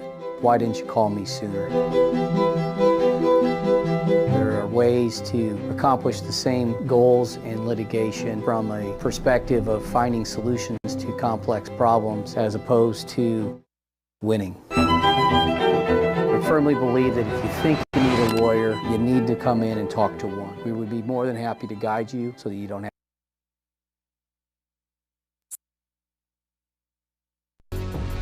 Each one, get some, get some, get some. Each one, get some, get some. You gotta put your heart into everything. Hard work pays off. The Wildcats take the lead back 17-14 over Marcus on the strength of a very pretty 8-yard touchdown run from Caden Cobbs, as they are able to take the possession and go 79 yards that time. Really good drive put together that time by the Wildcats. They got a little bit of help on a couple of penalties. You had a face mask penalty on a tackle by Marcus, and then a key pass interference penalty on Jake Torgerson that helped the cause for sure. Well, you mentioned it too, is Hoskins blew that play up. He also got tackled in the backfield. He did. We saw it on the replay. Liam Hoskins got into the backfield almost off the snap and got absolutely tackled by the Geyer offensive lineman that engaged him, but no flag came out, and that prevented him from making the play and helped get him into the end zone. The touchdown run for Cobbs is his 14th of the season. He's averaging 2 touchdowns a game on the ground this year. He's their bell cow. He's, 1,200 yards plus on the ground for this team this year, and he's got over 600 of those yards by himself. This kickoff is taken by Francis at the 8. He's up out past the 25, out past the 30, still on his feet, and finally brought down at the 33. Great return by Carter Francis that time of 25 yards out to the 33-yard line. He's got fresh legs. They haven't been able to run the ball a whole lot tonight, and so you get the ball to your speedy running back. Look at this. He's ready to break out, isn't he? He breaks a tackle there. You got a nice block there. He's going to break another tackle, another tackle, another tackle. Dragging a tackler. He's got another tackle. Yeah. Wow. That's an impressive return. Made one man miss, broke 2 more tackles, and dragged a third tackler out to the 33, where the Marauders will take over, trailing now by 3 with 6:46 to go here in the first half.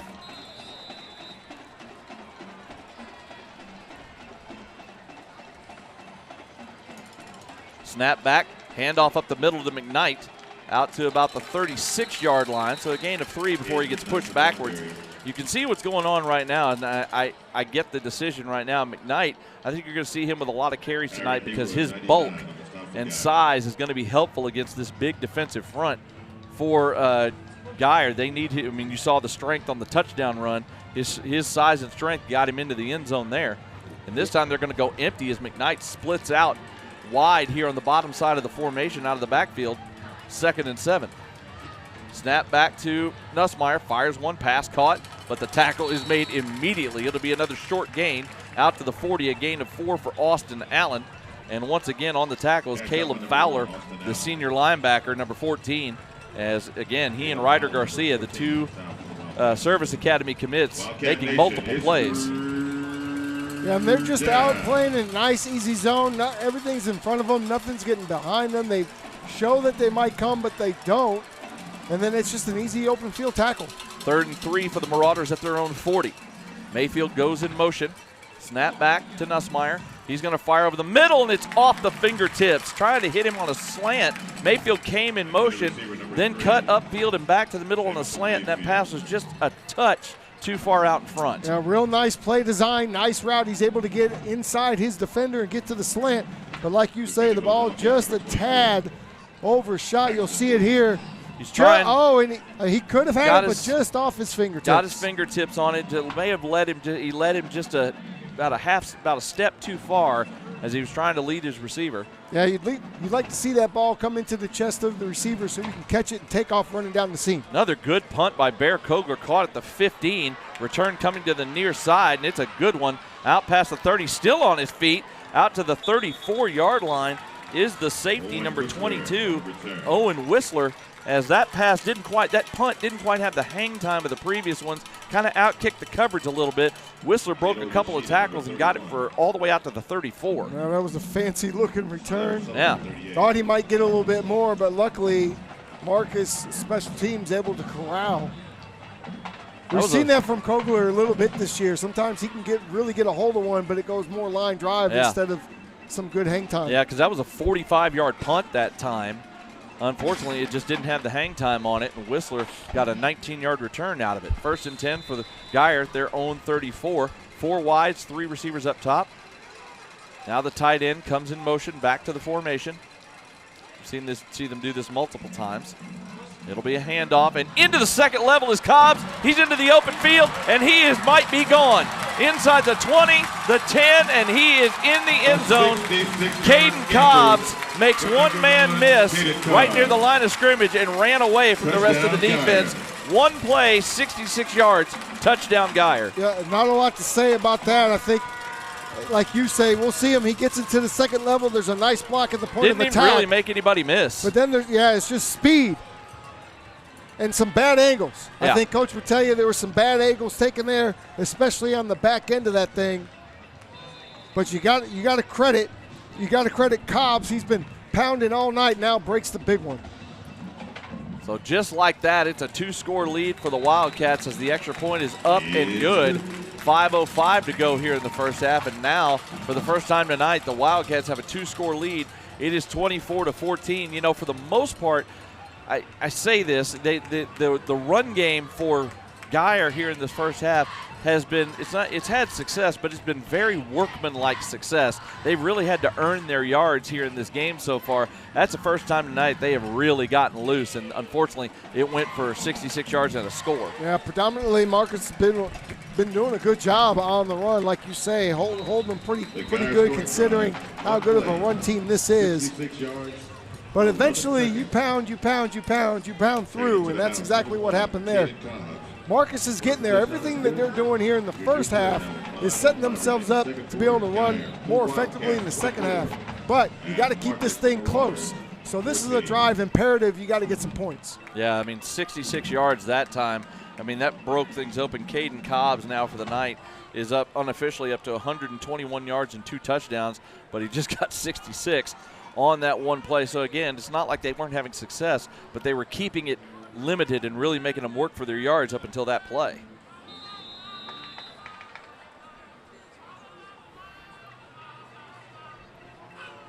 You can hear the fans. They're doing a little singing, a little celebrating, a little partying.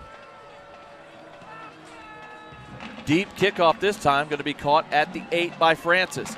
Up to the 20, getting wrapped up, and he's going to get about to the 24 before he gets brought down. 16 yards on the return that time from Francis. And the Marauders will take over. Now down 2 scores, just under 5 minutes, 4:59 to go in this first half. Marauders have all 3 timeouts. You know, we talk about, you know, how you'd like things to work. Ideally, Marcus can put together a drive here and really kind of milk this clock on the first half and maybe punch it into the end zone with very little time left on the clock and get themselves back within 3. That's the key. Get down, get some points, and don't leave a lot of time on the clock for Geyer to do anything. Geyer's getting the ball coming out of second half, yes. So that's important. You don't want them to get a last drive before half. 1st and 10. Snap back and shotgun to Nussmeier. Pass thrown out to the far side. Caught by Mayfield. He gets wrapped up at the 30. It'll be a gain of 6 on first down. Mr. Dependable Mayfield. He's been the guy all year that you can really depend on when you need a play, when you need a catch. And that time, a nice first down catch to put them in position here, 2nd and medium. Do anything you like here. All 3 timeouts and the 2-minute warning to work with for the Marauders. They go with a tight formation with a bunch set of receivers. Little quick rocket pitch, and there's some room here on the near side for Francis. He's out past the 35, and he's up the sidelines.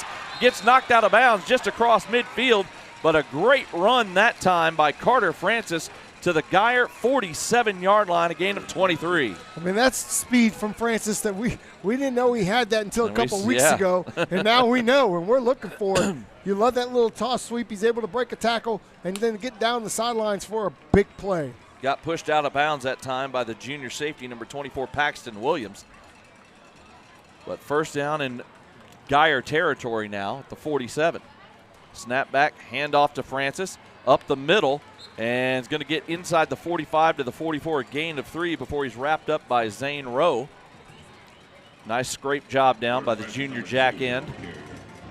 2nd and 7 now for the Marauders. Just under 4 minutes to go here in the first half. They've got this thunder and lightning thing going now. You have McKnight come back into the game. I like how Marcus is staying ahead of the chains on this drive and not killing themselves with any pre-snap penalties so far. Knock on wood, or in plastic in this case. Concrete. Austin Allen comes in motion, shotgun snap back. Nussmeier getting flushed to his left. He's going to fire one pass. It's caught inside the 30. He hits Susko as Susko moved with his quarterback as he got flushed and rolling to his left. Pass is caught at the 27-yard line. That'll be a gain of 17. The pressure comes almost immediately. And who else? 0 and 99 both getting through. Nussmeier automatically sees I got to go left. He knows Susko's coming with him. Susko does a great job of coming with his quarterback and making sure he can see the big 22 out in front. Ball comes right in his chest. Nice catch inbounds. Yeah, big number 99, Kyron Haywood, was the one who really broke through the line and flushed Nussmeier. And they go with a little reverse pitch, but man, they tried a little trick play to Austin Allen, and Geyer was all over it that time. A loss of 5 back to the 32. That was something that Coach Alexander told us about off air in our pregame meeting with him, or in our pre-show meeting with him earlier this week. Talked about this play, and unfortunately there was too much penetration in the backfield, and that little trick play to Austin Allen, very Chiefs-esque kind of play, as it was a little behind the back flip, and it was executed well as far as the connection, but the defense was all over it, and a 5-yard loss. Snap back to Nussmeier out of the shotgun. Rolling to his left away from pressure, fires one downfield, and that pass is caught again by Susko. A beautiful throw by Nussmeier over the top of the underneath defender. That was number 12, A.J. Moss, who had underneath zone coverage, and Nussmeier just cleared it over him to Susko inside the 10 to the 7, a gain of 25. Yeah, and here it is. You'll see this is such a difficult throw. Not only are you on the run, but you have to overshoot the under defender and get it in front of the deep defender. Such a difficult throw when your feet are planted, not to mention when you are running out to the left-hand side. Beautiful throw, sets up 1st and goal at the 7 for the Marauders. Hand off to McKnight. He's got room inside the 5, and he's into the end zone for another Marauder touchdown. The 2nd touchdown run of the night for Cade McKnight, and the Marauders are back within a score. Well, listen, we've got great running backs on both sides here tonight, and they are putting on a show for us. I love that Marcus scored a touchdown. Here's the problem, Jacob. There's still 2:33 left to go in this half. Yep, still time on the clock. But, man, great job by that offensive line for Marcus opening up the hole for Cade McKnight, and he just powered over a defender on the 2nd level to get into the end zone. Taking no prisoners. Santiago Diaz lines up the extra point. Kick is up, and the kick is good. 2:33 to go in the first half, and Marcus is back within a field goal. It is 24-21 Geyer. This is Marcus Football Night on Tradio and Dave Campbell Texan Live.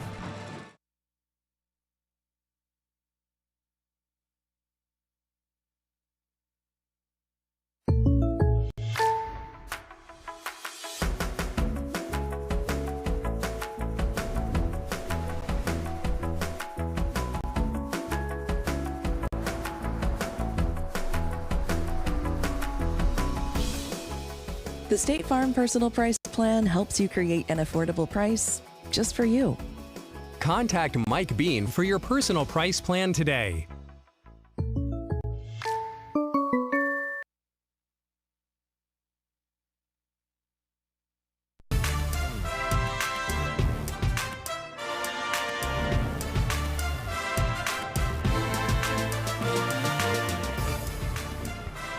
The Marauders answer the touchdown from the Geyer Wildcats to pull back within 3 as Cade McKnight punches it into the end zone for the second time tonight, this time from 7 yards out, as the Marauders take that possession 76 yards. Santiago Diaz is going to boot this one deep, and it's going to be caught at the 3-yard line. Coming up outside the numbers, making a man miss, outside the 25, outside the 30, 35, out to the 40, and to the 45-yard line. The Kansas commit, thanks to an uncalled block in the back, I will say. That was number 19, Corbin Glasgow, as he gets the ball all the way out. They're going to mark him at the 44-yard line.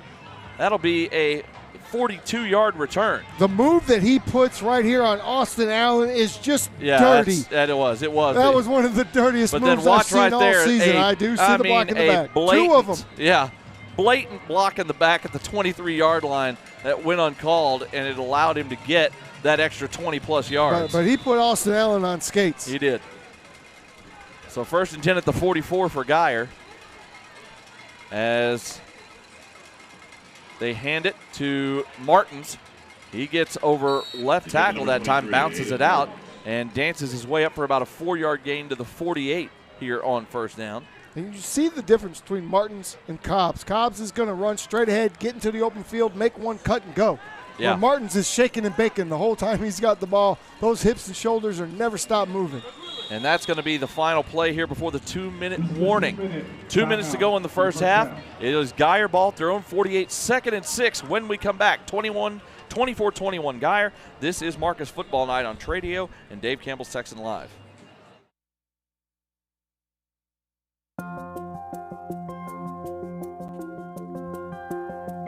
Tonight's game is brought to you by Orthopedic Associates, proud sponsors of Marcus High School football. Whether it's a game-winning touchdown or a fierce tackle, we're here to keep our athletes strong and in the game.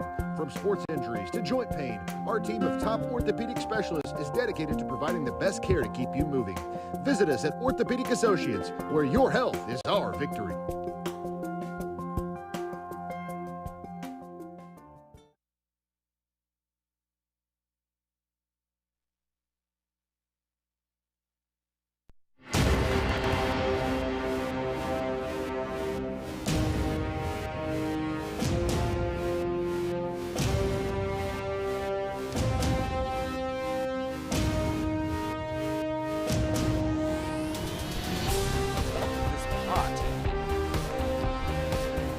Teams are coming back out on the field now after the 2-minute warning. Geyer Wildcats leading the Marcus Marauders by a score of 24-21. It's going to be 2nd and 6 at the 48-yard line. Shotgun formation. Hand off to Martins, trying to get the corner, gets around left tackle, makes a great spin move, and gets brought down after a nice gain, but there's a flag down back around behind the line of scrimmage. So this may be coming back, and it is a hold that's going to bring this one back. Great move by Martins once he got to the outside, though. Will Harrison is the Marcus player that got held trying to get to the outside. He sure did. And this will bring it back, but man, that was a pretty spin move by Martins. Give the young man credit there. It was. He's got some moves. Yeah, and you're right. This is an interesting combo between these two backs. You're right. Both have good speed. Both have really good speed, but Cobbs is the one-cut, straight-ahead go. He's a very north-south runner. Martins likes to kind of dance and bounce a little bit and try to see if he can bounce it out and use his moves and then use his speed. A little Barry Sanders-esque. Yeah. And Cobbs is also a very patient runner we've already seen here in this first half. Oh. 2nd and 16 now after the penalty back at the 38. Shotgun snap back, play action. Cry looking, gets flushed, now steps up and is going to get some yards out of this before he gets tripped up from behind. Got away from the rush and avoided the loss and got about 4 yards out to the 42. It's going to set up a 3rd and 12 now for the Wildcats with 1:30 and counting. The effort on that play from Liam Hoskins. He comes from the right side, comes all the way around, comes back up the middle, and is part of that tackle on the back end. They go with a bunch formation, 3 wide receivers up top. Shotgun, 3rd and 12, snap back, Cry, looking to throw, and he's going to get enveloped in the backfield. A group sack at the 35-yard line as multiple Marcus defenders converge on Cry and bring him down for the first sack of the game. Interesting, Liam Hoskins came out of the pile with the football, but I guess there wasn't a fumble there, but unbelievable sack. We'll look at the replay, and you said it, engulfed. He's in the pocket, and then he just sort of disappears in that pocket. Yeah, he did. Multiple and I players. think that was a fumble. I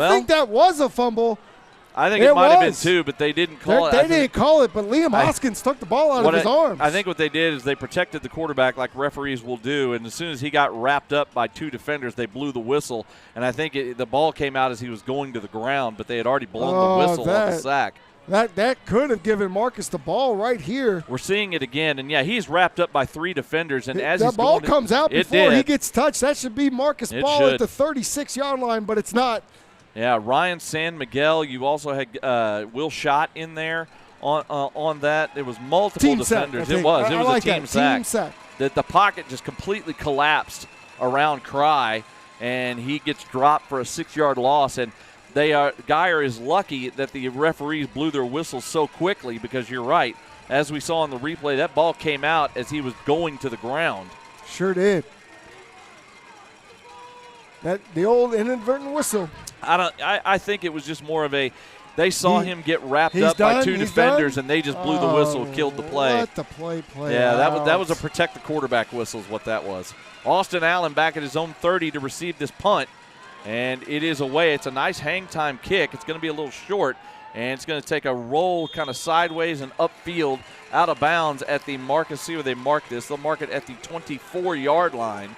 Nice solid punt that time of 40 yards for Denton Geyer. And the Marauders, with 56 seconds left here in the first half, have an opportunity to see if they can come down and maybe tie or take the lead. They have 2 timeouts left. They did call their first timeout after that sack, so they have 2 left to play with 56 seconds to go. We'll see by the first play what their intentions are. Typically, you can tell what they want to do by how they kind of run this first play out. You imagine they want to try to see if they go down there and get at least in the field goal range. They have a good field goal team. Yes, they do. Santiago Diaz has a good leg. See if they can get down in field goal range. They're going shotgun 3 wide here on first down. McKnight in the backfield. Nussmeier looking to throw. He gets flushed, gets away, rolling to his left now, looking to throw, and fires one down the field, and that pass is caught! What a throw by Nussmeier. What a catch by Susko into Geyer territory at the 39-yard line. 37 yards on a strike from Nussmeier to Susko. Yeah, he gets himself out of trouble. He gets a little spin off the early pressure, comes back left. He's got 3 receivers he could throw to. He doesn't like any of them until Susko gets to the 3rd level behind all of them. And look at that throw just before getting out of bounds. A little bit of a knuckleball there, but wow, right in the hand. Susko able to find again an opening for his quarterback on the run. Love that combination we're starting to see. They mark him out of bounds at the 42, actually, so 3 yards further upfield. Another pass down the middle and just out of the reach of Jamison Mayfield as he was running a post down the middle of the field, and the pass was just a touch too far. Mayfield couldn't get his hands on it. And see, after we see the spectacular play, we need to see the easy plays made easy. That was a situation where it's an easy throw right down the seam, and you got to put it right on your receiver's chest. Yeah, that was. I mean, it wasn't a huge window, but it was a big enough one that you want to see a little bit more accuracy on that throw. 2nd and 10 now at the 42. That pass to Susko, by the way, ended up going for 34 yards on the connection. 2nd and 10. 40 seconds left here in the first half. Snap back to Nussmeier. And he gets flushed. Here comes the pressure. He's trying to get away. He does. Flag comes out. This one's going to get brought back as there's going to be a hold as they had to grab to protect their quarterback that time. As getting in the pressure that time, first time we've called his name tonight, was number 45, Jalen Lawson, as he got in there quickly and flushed Nussmeier out of the pocket. Well, luckily, Nussmeier very nimble on his feet because he is having to use all of his escapability here tonight. They end up calling Cade McKnight on the hold as he grabbed one of the guys on the outside as Nussmeier was getting flushed. And unfortunately, it's a little bit of a downfield hold that time, so it's still a 10-yard penalty, but it's now back at the Marcus 48, 32 seconds left. Again, still 2 timeouts to work with, but got to get the ball downfield a decent chunk here if they're going to get into field goal range. 2nd and 20. 4 wide set. Snap back. Nussmeier drops again, gets flushed almost immediately. He gets away, now coming upfield, and he stepped out before he released the ball. Luckily, he did step out. Luckily, yeah. He tried to make a play, getting away, and that's one of those, in my opinion, he should have just tucked it and ran and gotten as much as he could and then get out of bounds.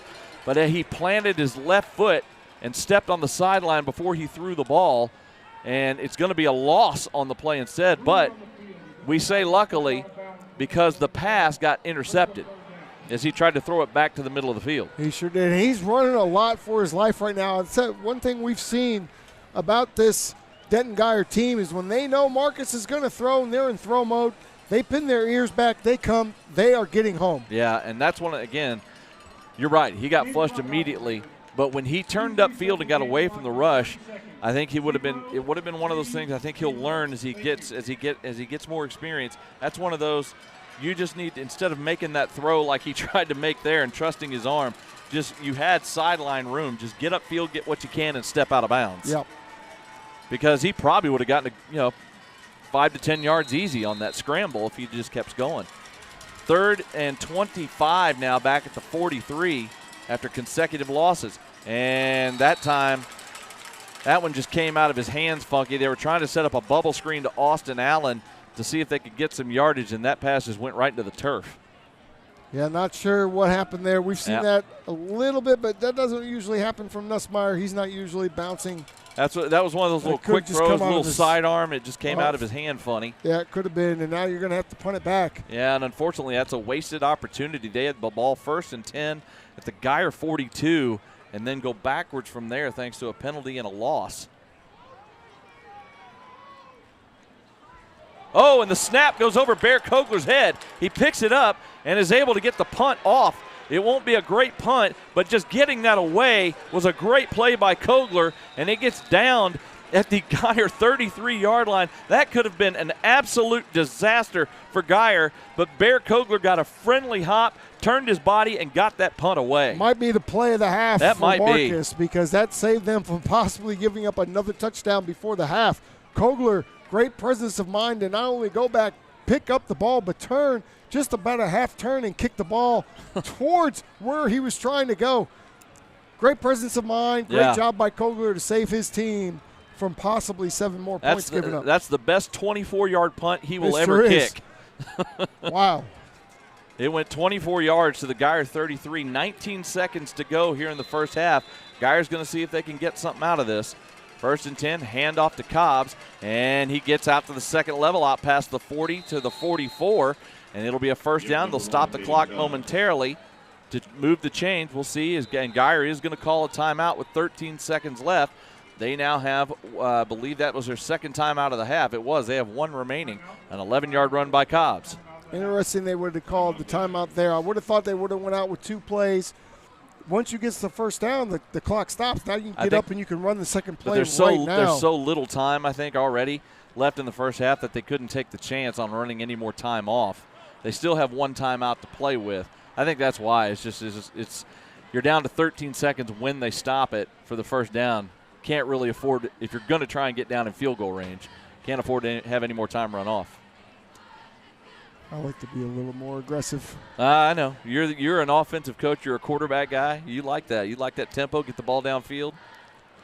But then again, I would also not run a dive play. Well, I see that so many times from coaches when there's a little bit of time left, they want to see if they can pop it. Right. So you're trying to see. That tells me they came out with the intention of, if we get a big run here, then we'll worry about it. If we don't, no harm, no foul. We're getting the ball back. And they got a big enough run to justify calling a timeout, and now see if you can hit a play. Now you can hit a play for field goal range. Yeah, because as we mentioned, Guyer's going to get the ball to start the third quarter. And they're already up 3 here in the first half, 24-21. 1st and 10 at the 44. Snap back to Cry. Play action. Now they try to run an end around, but Marcus is there, and they wrap him up. The Kansas commit loses a yard on the play. That is Glasgow. They drop him for a yard loss, and Guyer uses their final timeout here with 6 seconds left. I guess the thought is here, we'll just heave one down and see what happens. Well, don't leave any timeouts in the tank, I guess. Yeah. Kind of surprised they didn't just go ahead and let the clock run out on that one, considering Same. they're getting the ball in the third quarter. But Same. You're at a position at the 43. You've got a quarterback with a strong enough arm. If you heave it down, maybe you get a penalty. Maybe you get a little lucky on a Hail Mary. I'm with you. I would have let that clock run out. So you were aggressive a minute ago. Now you don't want to be aggressive. Well, What's now there's 6 seconds Pick left. a side, We haven't done anything aggressive in the first 2 plays. So we're not trying to be aggressive. I'm just. We can't decide to be aggressive with 6 seconds left. I'm just busting on you, man. Just picking on you a little bit.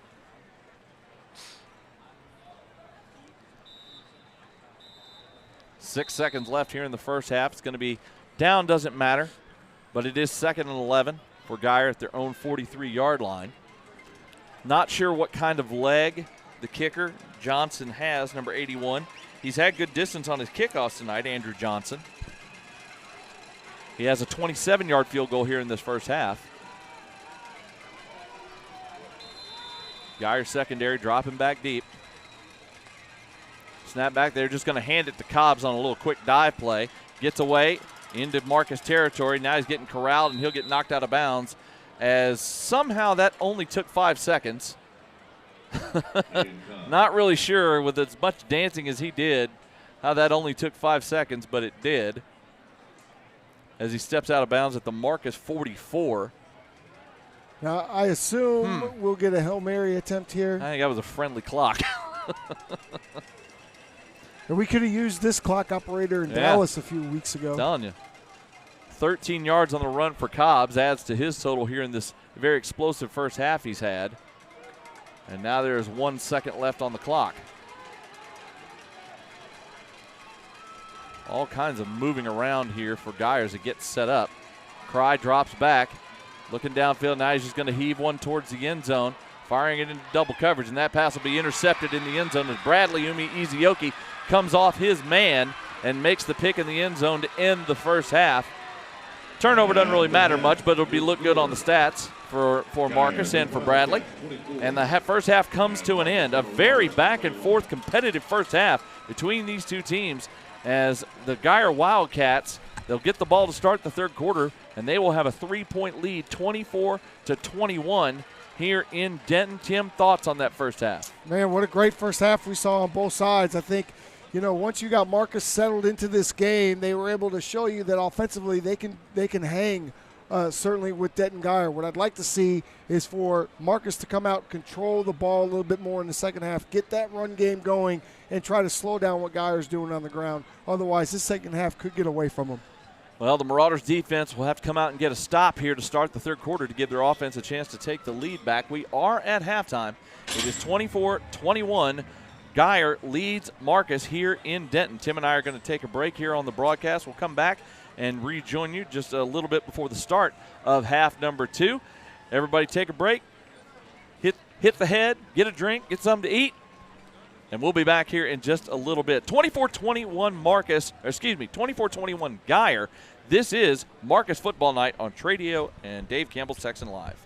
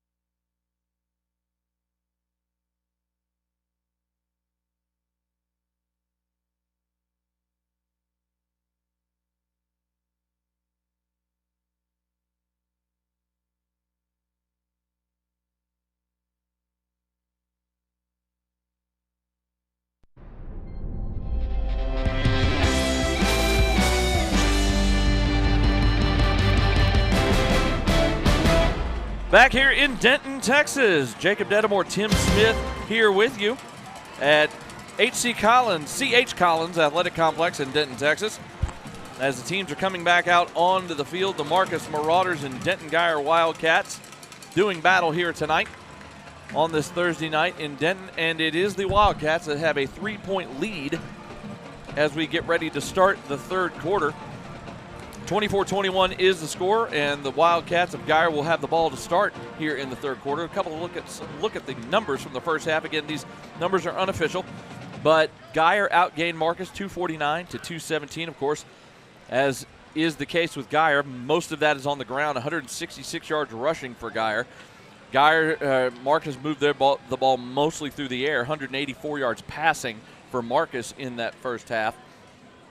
And going down further, looking at some of the numbers, Colton Nussmeier for Marcus, 10 of 16 in that first half for 184 yards and the 1 touchdown. Jamison Mayfield had the 2 catches for 73 yards, including the big 67-yard grab. Luke Susko, 3 for 71. Bear Kogler, 2 catches for 26 and the touchdown. On the other side for Guyer, Caden Cobbs had a massive first half. 13 carries, 145 yards, and 2 touchdowns. Of course, 66 coming on 1 run. And Zephyr Cry, 5 of 8, 83 yards passing, a touchdown, and an interception right there at the end of the first half. But the key play that has kept Marcus in this game, and it happened early in the first quarter, was the fumble down at the Guyer 20 by the Guyer offense that set up their first score. High, short kick here to start the second half. Pooch kick caught at the 18, and room up the gut on the return, almost all the way out to the 40. Very close. The pile still moving, and it's out past the 40-yard line. A really good return for Guyer to start things as they tried to kick it short. But the return was well done anyway, as I think it was that 33 or 23 on the return there. I believe. Pretty sure it was 23. That was Aiden Martins, the running back, one of the upbacks, who fielded that and returned it 23 yards out to the 41. It sets them up in good field position to start this third quarter. And I always say it, but this is, to me, one of the most important drives of the game, especially for this Marcus defense. 1st and 10 for the Wildcats. Up 3 here as we start quarter number 3. Hand off to Cobbs. Works his way up the field, gets up to the second level, all the way out to the 49-yard line. That'll be a gain of 8 yards on first down, almost 9. They're going to mark it right at midfield, so it'll be a 9-yard gain for Cobbs on first down, continuing his big game here tonight. Yeah, and he was running just right behind that offensive line that was just barreling over Marcus defenders. They hand it to Cobbs again, and he's breaking tackles. He is a strong young man. Breaking tackles, gets about 3 or 4 yards before he gets brought down. Got out of the ankle tackle of Liam Hoskins, who got to him around the legs but couldn't hold on to him.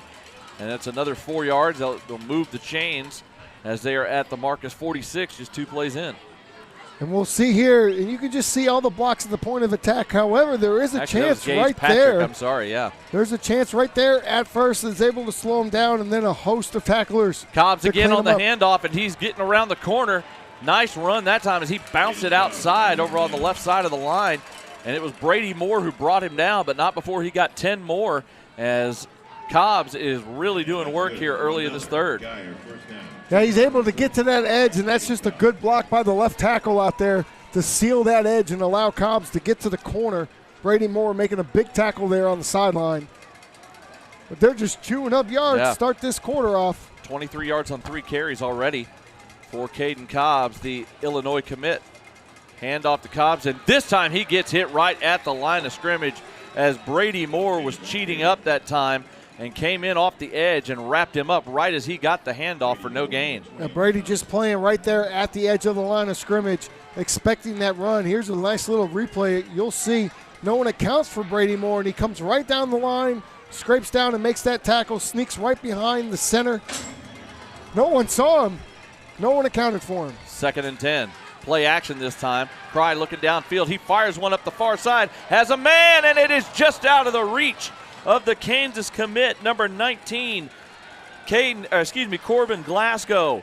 He was behind the defense, had a couple of steps that time, but the pass from Zephyr Cry was just a touch too far, and Marcus wipes the sweat off their brow on that one. That's another ball that Cry would want back. That's 2 of them because the receiver is behind the defense by a good 5 to 7 yards. You've got to drop that in the bucket. Yep. Just outside the outreached fingertips when you of see the Kansas commit. When you see, as a quarterback, you know that when you see your guys that far open, you can't overthrow him. I had a coach told me just punt it to him out there. Just drop kick it to him if you have to. And right before the snap, we had a timeout as the play clock was running down, and the Geyer coaching staff calls a timeout. Head coach Reed Heim, thank you to head coach Heim, by the way, for getting us a lot of information on his team this week. Very helpful. But he called the timeout as the play clock was about to hit 0. It'll be 3rd and 10 here for the Wildcats on the Marcus 36-yard line. And it's been a couple of times tonight that, it's interesting. I know this is a run-based offense, and so Zephyr Cry does not throw a ton of passes, but he has a good arm. He's got good form. He throws a good ball. But there's been a couple of times tonight that he's had receivers open up the field and just throwing it just a little bit too far out of their reach. Watching them here tonight, I get the idea they don't throw a lot because they don't have to throw a lot. That's 100% correct. That's what I understand. They could throw if they wanted to, Yep. if they needed to. This is a very capable quarterback we're seeing here tonight. I think maybe when you don't throw a lot, it's hard to get in rhythm, so it's harder to connect on some of those deeper balls. If they let him throw a little bit more and get in some sort of rhythm, this offense, this could be a high-flying offense based on what we've seen here tonight. 3rd and 10 now for the Wildcats as they come back out onto the field. 2 wide receivers at the bottom of the formation. Again, very split, very wide of the formation. Shotgun snap back. Handoff, and going to be a short game, but Will Harrison was all over it. They go with the draw, the straight-up handoff to Cobbs on 3rd and 10, and he gets wrapped up for only a gain of a yard by Will Harrison. When you line up in these wide splits, you expect that maybe a linebacker, safety might come out to help out as well, but Marcus doesn't bother with that. They just have the corners out there, and so that allows for the defense to stay home, and look at that tackle by Will Harrison. They really missed him early in the season. Glad to have him back in the lineup. And it's going to be a 4th and a long 8 for Geyer, and they're going to go for this just inside the 35. And now, boy, we'll see who this is on. This is going to be a close one. I because don't know, there was Jacob. movement by Geyer, or by Marcus, but I don't know if they came in the neutral zone, and then the right guard for Geyer moved. It's just a question of who this is on. They went with a hard count, and it is a false start. So the hard count got some movement from Marcus, but they didn't jump into the neutral zone, and then the right guard himself jumped, and that's going to bring the punt team on. You know what I think they were doing? They were trying to do exactly that, I think Geyer was. They were going hard count, trying to get a free 5 to make it a makeable 4th down. Yep. And then it backfires, and now you have to punt. Yep. Great start by this Marcus defense to start off the 3rd quarter. Love it. They get the stop. Austin Allen back at his 10-yard line waiting on the punt. Very interesting punt formation. Yeah, they line up in kind of a huddle, 8 yards back, and then go line up. Snap is back. And that's a very high, short punt, but it's going to do the job. But it's going to get a nice roll for Geyer, or for Marcus, into the end zone. I tell you what, I got to give credit to 81, Andrew Johnson. He did that little point-down punt, trying to pin it. It kind of went sideways off his foot, but it hit inside the 10 and just didn't get the roll he wanted, and it bounced into the end zone for the touchback. Just kind of took a little bit of a funny hop, so to speak, and luckily for Marcus, it goes into the end zone. Otherwise, they're backed up deep into their own territory. Marauders take over their own 20, down 3 here with 9:08 to go in the 3rd quarter after their defense comes out and gets the stop that they needed. Now can the offense back up the defense? Cade McKnight in the backfield to the right of Nussmeier. Play action. Nussmeier out of the shotgun, fires a pass near side, and that is out of the reach of his receiver, Jamison Mayfield. Couldn't tell if that ball got tipped at the line or not. It looked like it came out a little funny. Looking at the replay on the Jumbotron, it didn't. I think it just came out of his hands. Tell. Could have come out funny. And that's a ball he's trying to put a lot of zip on. It's an outside comeback, a deep outside comeback. He's on the hash trying to throw back to the near sideline. It's a very difficult throw, and maybe squeeze the thumb a little bit too hard. That's usually what happens when you get those knucklers like that. Yeah, that one came out wobbly for sure. 2nd and 10 now at the 20. Shotgun snap back. Nussmeier fires. Pass is caught at the 25. It'll be a gain of 5, setting up a 3rd and manageable, as that time it was Susko on the grab. We've seen Susko over the weeks become more and more Mr. Reliable for Colton Nussmeier, and tonight has been one of his biggest nights, always making an appearance when Nussmeier has needed the most. That's his 4th grab for Susko. Sets up 3rd and 5 at the 25. Marcus trying to get the offense going, see if they can get down and at least tie this ball game here on this possession. Snap back to Nussmeier. Pressure coming. He's going to step up in the pocket, and he's going to get brought down, and we're going to get a horse collar tackle, I believe. Either that or a face mask, I think. Yeah, one of the two. And Nussmeier is slow to get up as he was brought down very awkwardly by big number 90, the defensive tackle, as he tried to scramble upfield. That was Darian Neal. And Nussmeier is very slow to get up after that awkward tackle. We'll look at the replay as he hasn't really taken off at all tonight, but there's the face mask and a horse collar at the same time. Oh, man, yeah. And his leg kind of buckles on the back end, and that's immediately where his hand goes. Yeah, it got caught underneath because that was one of those tackles where the guy, the defender from behind, just puts his body weight on you. Well, that's why the horse collar is illegal. Yeah. For that reason, now you got the face mask and a horse collar, double jeopardy. But hate to see the way he got his leg kind of got trapped there behind him. They're looking at that left leg right now. They are, and it got caught up underneath the body of a big man as he went to the ground. Let's go ahead and take a break as they attend to Colton Nussmeier. 24-21 Geyer. This is Marcus Football Night on Tradio and Dave Campbell's Texan Live.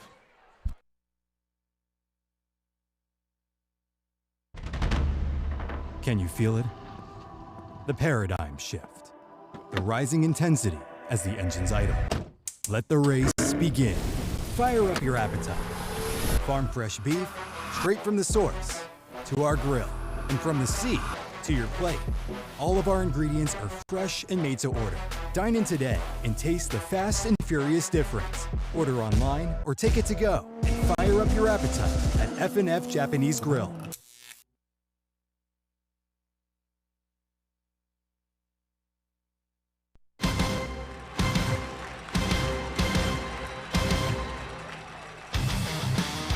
Well, the good news for the Marcus Marauders is that Colton Nussmeier, that checked on his leg, and he got up and he walked off the field under his own power to the Marcus sideline. Bit of a limp, but he is trying to walk it off on the sideline. I'm sure they will check on him further. The trainers will over on the sideline, but that is a very good sign that he was able to get up and come off on his own. Now we don't want to sit up and play the guessing game of what's going on. He is walking, it looks like, to the locker room. No, he's to the tent. tent. They have a tent. I did not realize that we have a tent in high school. There's the tent. Walk into the injury tent to get checked out. But again, good sign that he was able to come off under his own power like that. So after the face mask penalty, 1st and 10 for the Marauders at their own 42. Jake Torgerson is in the game now at quarterback. Low snap, handoff on 1st down to McKnight. Kind of runs into the back of his own lineman and then gets brought down from behind. Only a gain of a yard on 1st down. So, Jacob, I have to ask you the question. This has not come up in the 5 years we've been together. Can they not call 2 personal fouls at once, or did they just call the one? I think they just called a face mask. Just the face mask. I only saw a face mask get signaled. I'm in favor that if you do commit 2 personal fouls, that you. If it happens on the same play, if it happens on the same play, you got to keep one and decline Understood. one. I wanted to make sure. Yeah. 2nd and 9 now. Rules could be different. Torgerson in the shotgun. They come on the blitz. Hand off to McKnight. And he just kind of lowers his shoulder and drives as much as he can, but still only gets about a yard. And now we're going to get a personal foul on Geyer as downfield at the end of the play, I'm like a good 15 yards upfield away from the play, Jamison Mayfield got shoved to the ground as he and number 12, A.J. Moss, the junior defensive back, got into it. Didn't see, all I saw was Jamison Mayfield fall backwards onto his back. Didn't see the exchange before that. Well, he's getting an earful from his coaches over there. Well, A.J. Moss is, over here on the Geyer sideline. But, that happened way away from the play, like 15 yards downfield. And the referees are talking about it right now. You wonder if there was a a shove and a retaliation, or Right. what? Could it be offsetting? Yep. Yep, they're going to call offsetting penalties as you know what? They're going to call Mayfield and Moss. That's how you control the football game from getting out of hand, right? Yeah. Yep. You just let both teams know we're not going to deal with that here tonight. Doesn't matter what's going on. If cool. If the referee saw both of them, call both guys, because 9 times out of 10 there's usually an instigator and a retaliation, and a lot of times the retaliator is the one who gets called. I love how Mayfield, though, on the ground, hands in the air, going, hey, what did I do? So the penalty's offset, and it's now 3rd and 8 for the Marauders at their own 44. Again, Colton Nussmeier in the injury tent getting checked out right now. Jake Torgerson, the senior, at quarterback. And, okay, now a flag drops. There's going to be a false start. The referee pulled his fumble beanbag out first instead of his flag. Whoops. Well, and again, it's not surprising when a backup quarterback comes in the game if you get a false start, because it's a different cadence. You know, new guy in there that doesn't get a lot of snap, only gets a small percentage of snaps in practice. So, but again, the good thing for the Marauders is Jake Torgerson is an experienced player. You know, he's a senior. He was the backup quarterback last year for Nussmeier, one of the 2 backup quarterbacks, I should say. And he's gotten some playing time. We've seen him come in and play receiver. Yes. Where this really hurts Marcus is if he can't play corner anymore. 3rd and 13 now, back at the 39. Snap back to Torgerson. Shotgun snap. And he's going to fire one up the near far sideline. That pass is it intercepted? It was. It was intercepted. tipped up in the air, and then an Number interception. 4 intercepts it. Wow, that was a great catch that time. Number 4, Jalen Sterling caught that thing with one hand as it bounced off the hands of Susko and another defender. It looked like it was a jump ball. It was a jump ball right in front of the Marcus bench. I mean, he does put it up. I have no problem with the put up to Susko. The problem is that there's 2 defenders there, so it's not man-to-man because you got the number 4 safeties probably right there. Wow. What a catch he makes.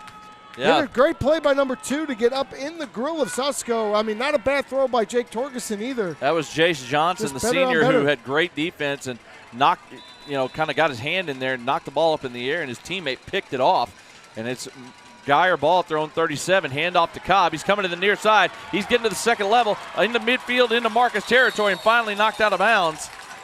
Boy, he got that corner and then turned on the jets, and he's all the way down to the Marcus 41-yard line. That's a gain of 22. It gets knocked out of bounds by who else? Jake Torgerson, who is still in the game at corner now. Yep. Well, I mean, he's a starter in the defensive backfield that's what it is.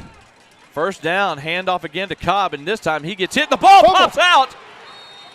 But I think, the quarterback, Cry, was able to jump on it as it rolled back to him. Boy, it was a great job that time by Cole Schott, number 15, the linebacker, who hit Cobb behind the line of scrimmage. And as he's trying to take him to the ground, he rips the ball loose. Unfortunately, a Marcus player was not able to fall on it. We'll see where the ball comes out. There it is. It was right punched there. out. It was punched out. And then Johnny on the spot, Cry, is able to get it. Look, if these young quarterbacks haven't learned anything from Cam Newton, they've learned one thing: jump on the fumble. We had a false start penalty called just now after the 5-yard loss on the fumble. So that makes it 2nd and 20, back in Geyer territory at the 49-yard line. So it was Ryan San Miguel who came in as Gage Patrick and Cole Schott had him wrapped up. San Miguel came in and punched the ball out of the hands of Cobbs. I thought that was Evan Sachs, number 17. I thought it was 15. I might have been wrong. I might be wrong. I might be wrong. We might both be wrong. 2nd and 20 now, back at the Geyer 49. Play action, little quick throw out to the near side. Pass is caught and knocked out of bounds. Bradley Izioki on the tackle as number 19, Corbin Glasgow, makes the catch on the little quick hitch route. They get about 8 yards on that, makes it 3rd and 12 at the Marcus 43. Torgerson now coming out to get a little bit of a break. Yep. That's the one downside of him going out to play defense. You can't talk with the offensive coaches and get things right for the next series because you're out there trying to defend. Yeah, I definitely think they're going to have to keep him off the field on defense. Kind of a show play action as The quarterback gets out of the pocket trying to get the first down, and he is going to get close. There was nobody at home on the far side of the field as Cry took the snap, kind of gave a show play action. You see, we're seeing Colton Nussmeier right now walking back to the Marcus locker room after getting checked out in the tent.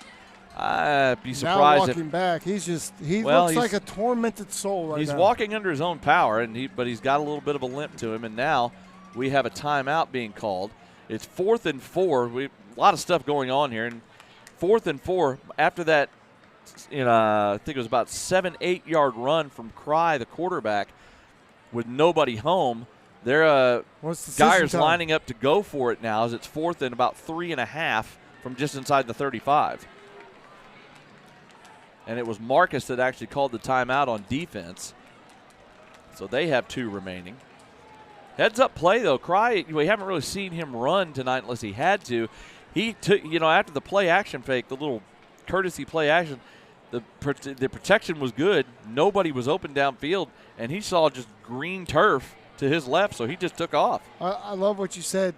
Courtesy play action. Yeah, because it drives me crazy that you play action. There's nobody there. Yeah, there was no running back near him, and he stuck the ball out like a play action fake. Who are we play actioning to? I'm not sure. I feel really bad for Colton Nussmeier right now. Yeah, it would appear he's not coming back into this one. I would be shocked by the way you could see he's distraught more than anything, it looks like. It looks like what he's trying to do. He's trying to kind of walk it off right now and run it off, trying to see if he can get it feeling good. He's walking back and forth between the far end of the field and the locker room, just trying to work it out, I guess, seeing how it feels. He wants to get back into this game badly. Of course he does. So here we go. Team's back on the field, 4th and a short 4 for Geyer. Snap back to Cry. He has all day to throw. Now he's rolling to his right. He's going to take off, and it's going to be close. He just took off, and he might have gotten the first down. We'll see where they mark it. They are going to give him the first down. No, I think the linesman on the near side is signaling first down, and he does. He takes off, turns upfield, and give him credit. That was great effort because he just lowered his shoulder and drove his way through 2 defenders as he got hit about a yard short of the first down and just drove his way forward. Yeah, he looked initially like he was going to be short, but it was that second effort that got him just to lean forward. If he gets pushed backwards, no first down. Hand off to Cobbs. He gets through the line and gets down to the 20 before he finally gets brought down. That's 11 more for Jaden Cobbs.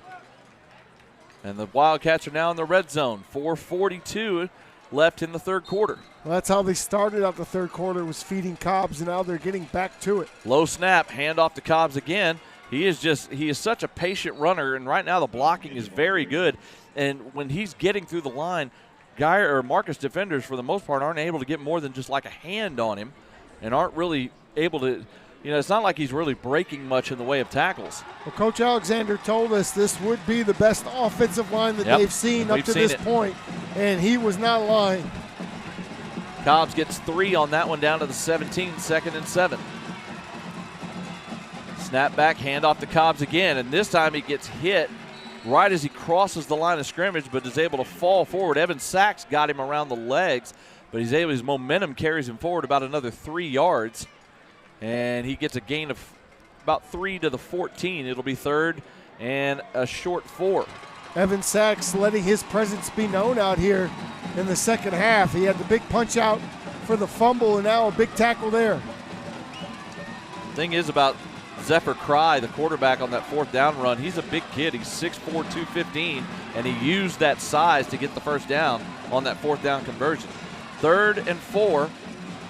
Hand off to Cobbs. Makes a man miss. Makes another man miss. Flag is down, though, as he gets brought down at about the 5-yard line. But this one may be coming back. I imagine that is going to be a hold on number 64. That's Adriano Navarez, the 5'10", offensive lineman, the junior, but the flag was thrown right at his feet. Yeah, that's the center, the junior, Adrian Navarez. Man's built like a fire plug at 5 foot. He's listed at 5'10", 285. If that penalty was indeed on him, I didn't hear the number from the referee that time. That takes away about an 8-yard run, would have set up Geyer 1st and goal at the 5. This backs it up to the 23, 3rd and 13.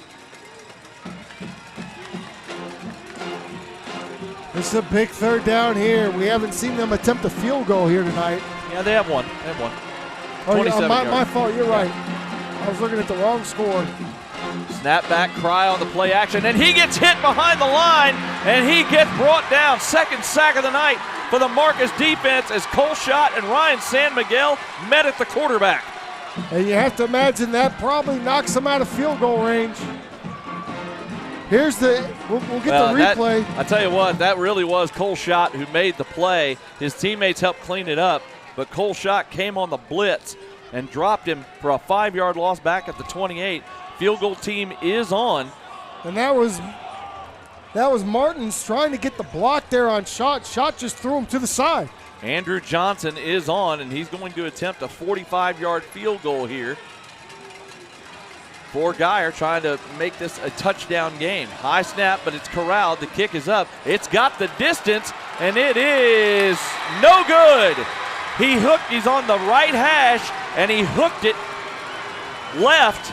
Had plenty of leg, but just hooked it wide left, and the Marcus defense gets another stop. That sack was huge for them, and you got to credit this defense for standing tall after some things not going their way on that drive and coming back and getting the big stop. And now this offense with Jake Torgensen is going to have to come out and muster up some points. Yep, Jake Torgensen again taking over for the injured Colton Nussmeier.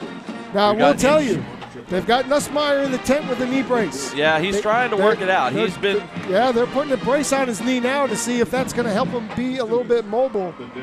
We'll see if they bring him back in this one, but right now it's the Jake Torgensen show. Yep. And that's okay. Torgensen was taking over the offense on the last possession after Nussmeier was tackled from behind and had the big body of number 90, Darian Neal, fall on the back of his leg as it kind of got caught up under Neal's body. It was his left leg that was injured. Marcus takes over at their own 28-yard line after the missed 45-yard field goal attempt by Andrew Johnson. Torgensen, along with McKnight in the backfield, is they're resetting this, having an issue with the chains on the far side of the field. They have to call an official timeout because chains either got tangled up or broken as they were trying to get them reset. So we've got a minute here just to kind of wait on things. Looks like they're trying to Tim, untangle the chain. You're the quarterback guy. Yes, you've got your backup. Now, he's an experienced backup. He's a senior. But, this year he's mainly been focusing on defense. You get a guy like Torgensen who has played some. He gets thrust into this game suddenly. How are you trying to get him comfortable, get him acclimated, get him in a bit of a rhythm within this offense? Yeah, I think you need to go to the short game, maybe some screen game. The run game hasn't really been productive, so you've got to use the short passing game to become an extension of that run game to make Torgensen comfortable. He can run too now. He can. He's athletic. He's a very good athlete, is Torgensen. Obviously, the entire Nussmeier offense is not at play here, but there is a package for Torgensen I'm sure that he feels very comfortable with. You've just got to get him into the game a little bit, and McKnight's going to have to be a big part of that. Yeah, and that you say the entire Nussmeier offense isn't open, and I would say what's not open probably as much is maybe the deep throws. The deep throws, yes. But I think they should consider, if I'm the coaches, I'm considering using his athleticism some. See if I can get him on a rollout and let him use his legs a little bit. I mean, you're not playing starting cornerback if you're not athletic. That's right. 1st and 10. Receiver in motion. Little pop pass to Austin Allen. Tries to get the corner, and not much there. Only about 2 yards before he's brought down as number 99, the defensive tackle, Kyron Haywood. Great job following that play down the line and making the stop. And that's a good type of play to call. That's what we're talking about, right? Pop pass. Get the offense in motion. But I'll tell you, usually it's the front 7 it's the front 6 out here that is unbelievable for Denton Geyer tonight. They've been all over the field. And honestly, that front 4 has been doing a lot of great work, especially those 2 big defensive tackles. And then you've got room for the linebackers to come clean it up. Yep. Meanwhile, you're letting that secondary just kind of sit back and relax. Hand off to McKnight after a low snap. He breaks a tackle, gets out to the 35. Nice strong run by Cade McKnight. And now they're saying the ball is loose. I thought it was blown dead, but they're saying there was a fumble, and they're calling it a return for, are they calling this a touchdown? Wait a minute. They're all on the ground. I did see a scramble. How many times did that ball change hands? I don't know. It looked like Cade McKnight was on the ground after a 5-yard gain, but the officials on the field are calling it a fumble. It was a low snap corralled by Torgerson. We're watching the replay now. Watching the replay with you. You see good vision by McKnight, and here's the strip. Nope, that ball was out. From behind, the ball certainly is out. Yep. However, we didn't get to see the end of the play. I'd like to see, like, how did I know that ball changed hands a few times. How did the one guy get it not contacted? I don't know. Wow, that's a wild play. The ball, that was definitely a fumble. That was not, it was punched out. I don't think everybody was aware that it was a fumble. I think that was the problem. There was no whistle. Well, and I don't think anybody actually possessed it on the ground. And I think it was Caleb Fowler, number 14, the linebacker, who was able to pick the ball up, and nobody knew the play. Everybody thought the play was dead, and he didn't hear a whistle, so he just took it and ran to the end zone for the touchdown. And nobody from Marcus tried to stop him because they thought the play was over. What a massive play in this football game. We see it again.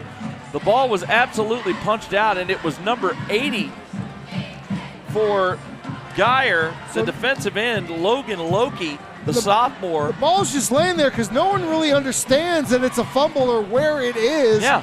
And then there it is. You're right. The guy that picks it up is number 14. No one touches him. He gets up with a few of his teammates who understand it's a live ball, and it's off to the races. Well, Loki, the man who punched the ball out, I think maybe even he thought it got recovered because all of a sudden I think he touched it with his foot and looked down, and there's the ball. It's one of the wildest plays we've seen all season. That's just, I tell you what, give Geyer credit. That's just heads up on their part because none of the Marcus players knew the ball was loose, except for maybe McKnight. I would hope McKnight knew the ball was loose, but he had been tackled, was on the ground. And Geyer heads up, picks it up, and returns it 35 yards for a touchdown. And now their 2-score lead has been restored. What a turn of events right there after Marcus gets the stop on the missed field goal.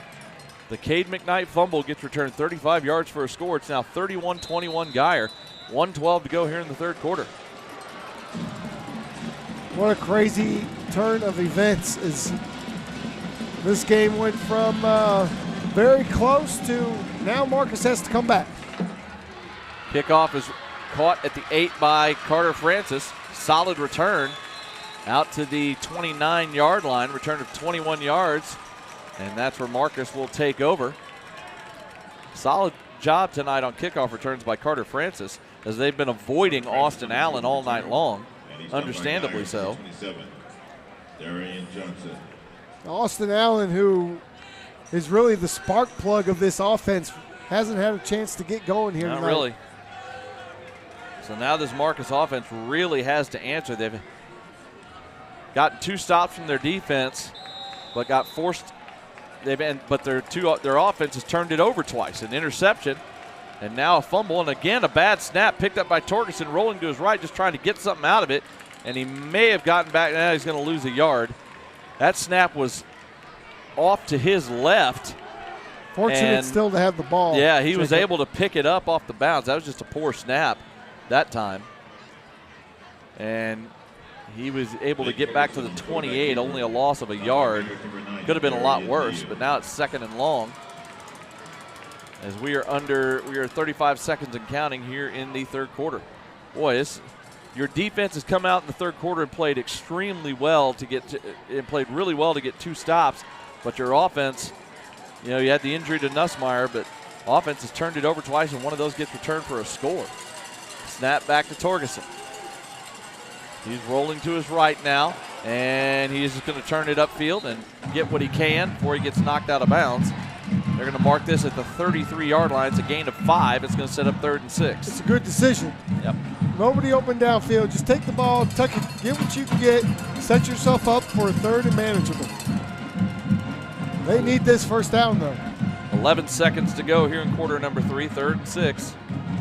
And again, it's a rough situation for Torgerson, having been just kind of thrown into this game after playing all night on defense because of the injury to Colton Nussmeier.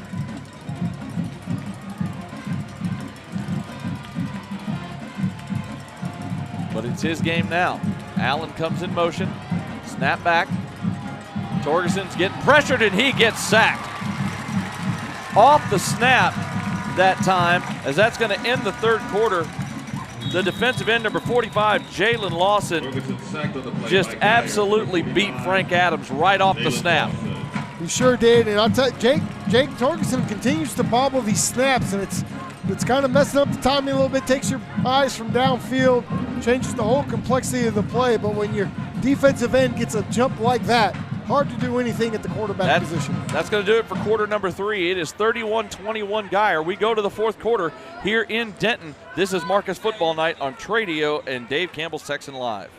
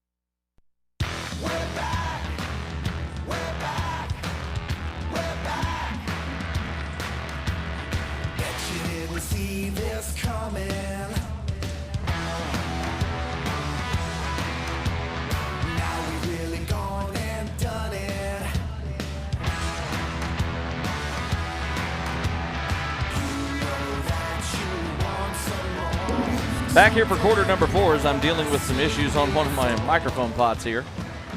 It is the Marcus Marauders taking on the Guyer Wildcats tonight here in Denton. Pardon me, folks, while I adjust some of my settings here. What a game we've been treated to here tonight. This Marcus defense played lights-out football in the third quarter. It's the fumble, scoop and score for Denton Guyer that gives them the 10-point lead. This was a 3-point game just a minute ago. Well, and this goes back, honestly, to the opening possession for Marcus in the second half after they forced the punt, Marcus does on defense. Colton Nussmeier gets hurt as he was tackled from behind, and his leg got caught up underneath the body of the defender. So Jake Torgerson comes in, and on third down, throws it upfield to Luke Susko. That pass gets picked off. Marcus is able to get another stop, though, as the Wildcats drove down into field goal range but missed the kick. Snap is back to Bear Kogler, and this is not a very good punt. This one's kind of off the side of his foot. It hits at the Marcus 40, takes a little bit of a Marcus roll, and is going to die at the 47-yard line. Not a very good punt. Bear Kogler was down on the ground after that punt, but unfortunately that is only a 23-yard kick. And he's walking off the field gingerly a little bit. We'll get a replay to see what happens. After he punts the ball, he does take a hit. I don't understand how that's because he got blocked.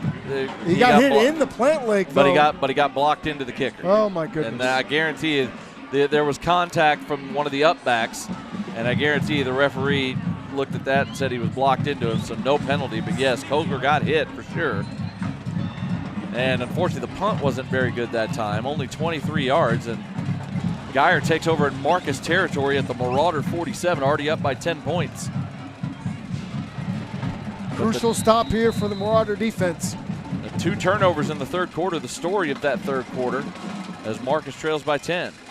Snap back, quick throw, bubble screen out to the wide receiver screen at the near side, and they had that well set up based for the defense that Marcus had called as they had number 19 Corbin Glasgow caught the ball moving forward with a blocker in front and only one defender, and that was an easy 11 yards. That was Tristan Shelton, number 9, up front with a big block downfield. 1st and 10. Handoff to Cobbs. He gets through, is into the second level, and he is going to take this one to the house. Breaks through, breaks a tackle, and takes it into the end zone from 36 yards out. And that was Evan Sachs that he put a move on at the end. Evan taking a little bit of a poor angle and then getting put on skates there. But I tell you, this kid has been running like this all night. We can see why he's going to Illinois. That's his third touchdown run of the ball game. As he is having a huge night. We'll see you in the Big Ten, sir. Looking forward to it. Extra point is up and good. 11:33 to go in the fourth quarter, and Geyer has opened up a 17-point lead. Geyer 38, Marcus 21. This is Marcus Football Night on Tradio and Dave Campbell's Texan Live.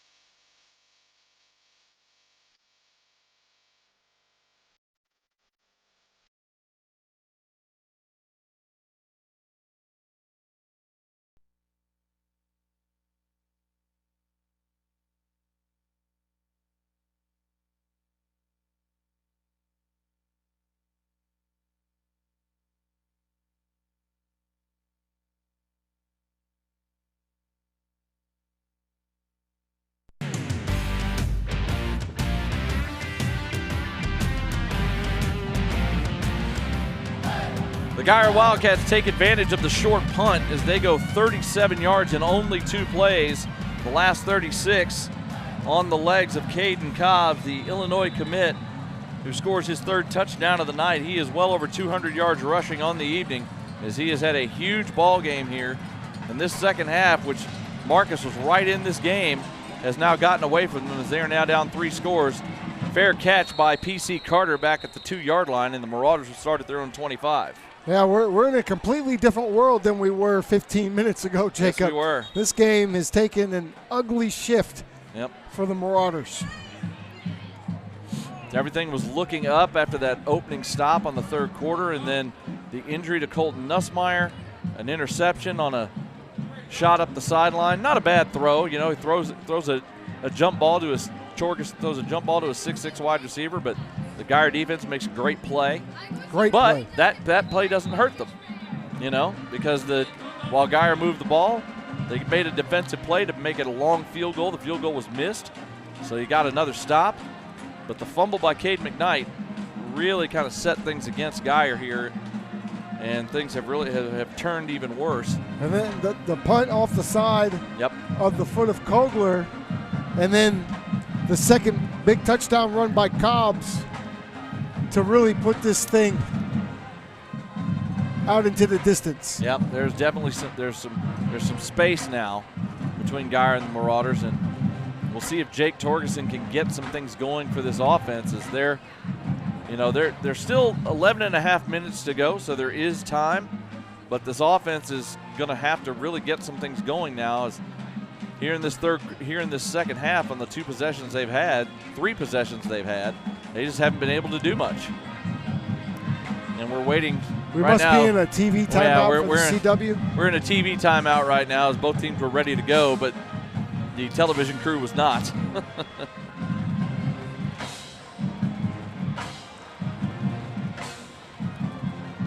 Again, great atmosphere here at Denton ISD Stadium. This place is beautiful. We had a bigger crowd than we do now. Some people have filtered out, but a lot of students. The student section's live. It's a school night. It's a work night. It is a school night. Here at the Collins Athletic Complex in North Denton. I forget it's Thursday. We usually doing Friday games. This is going to mess up my whole internal clock. You and me both, pal. You and me both. Well, we get to be together again tomorrow night. That's through true. Championship Radio to see Waxahachie. Tim and I filling in over on Champion Sports Radio is take on Cedar Hill. Yep, What a game that's going to be. Going to be a very important game in District 11 6A.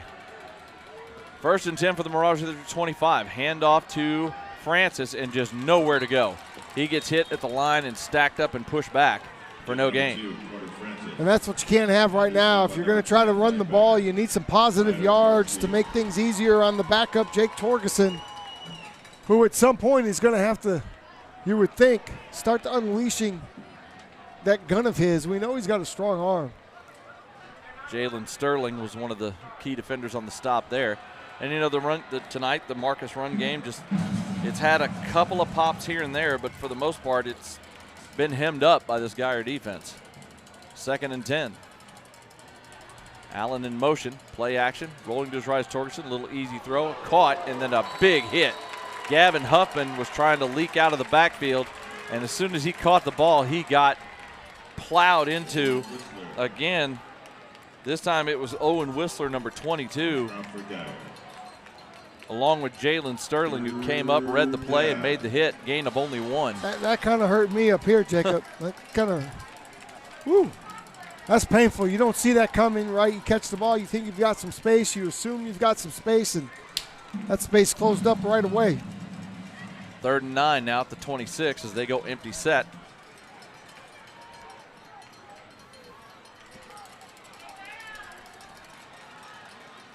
Snap back to Torgerson. He's going to fire one, passes a quick throw as the pressure got through the Marcus line with a pretty relative quickness. He tried to throw a quick hitter to Carter Francis, but it was low and outside, and Francis couldn't make the catch. He had to come with one of those other arm angles, so to speak, kind of underhand almost, but a little bit of a sidearm action. And the ball just comes out just a little wide of the target on that, and now we're going to see a punting. Yeah. We are going to have a different punter. Yeah, Jamison Mayfield now back to punt for Bear Kogler after he got hit on the last one. And again, not a good punt. This one's off the side of the foot of Mayfield and out of bounds. And that's going to be in Marcus territory, somewhere around the 40-yard line. As we've had another injury, and that's where they mark it at the 40. Again, tough for Mayfield. I don't think he's had a punt all year. Maybe one, but it's been Bear Kogler's job. It's been Bear Kogler's job. There's 75 kids on the team.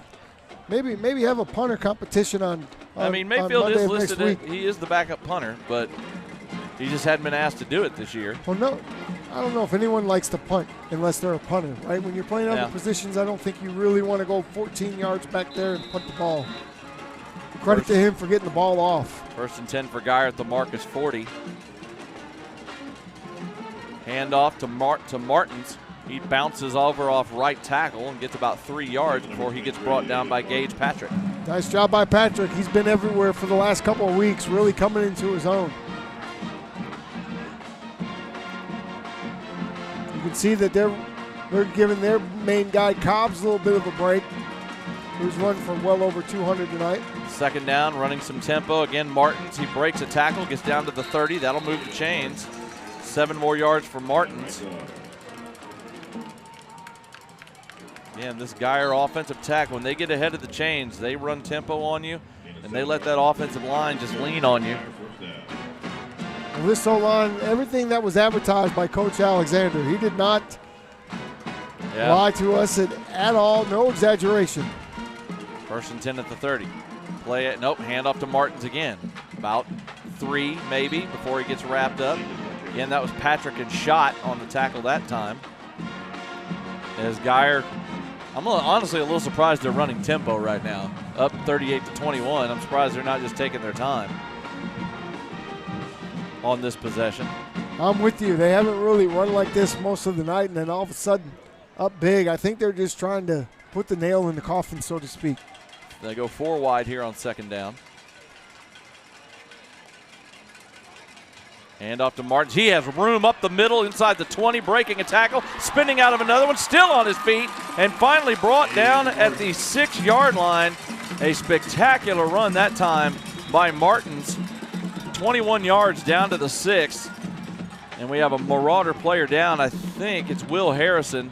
He was a player in on the tackle that time. Let's see if I can get a look here. It's a single-digit number. I think, maybe not. Hard to see. No, I think you're right. Yeah, Will Harrison. I see a 3. Will Harrison was trailing that play and pursued it and made the tackle from behind, but now he is down on the field and the trainers are attending to him. We'll go ahead and take a break here as they attend to Will Harrison. 8:24 to go in the ball game. 38-21 at Geyer. This is Marcus Football Night on Tradio and Dave Campbell's Texan Live. So then I told him I'd like to see what he had to offer. I told him it wasn't really about the money. You know what, it's not, but Clogged drains interrupt your day. Did you know they can also be a stinky health hazard that causes waste to back up into your home? That smell is me? We can help. Now that's an offer you can't pass up. Back in my day, drains were called buckets. Because you didn't have plumbing. I get it. At Texas Best Fence and Patio, we specialize in transforming your backyard into a personal retreat. Whether it's a custom wood fence, composite deck, or a cozy outdoor living space, our expert team brings your vision to life with quality craftsmanship. Ready to upgrade your outdoor space? Visit TexasBestFence.com for a free estimate, where your backyard dreams become a reality.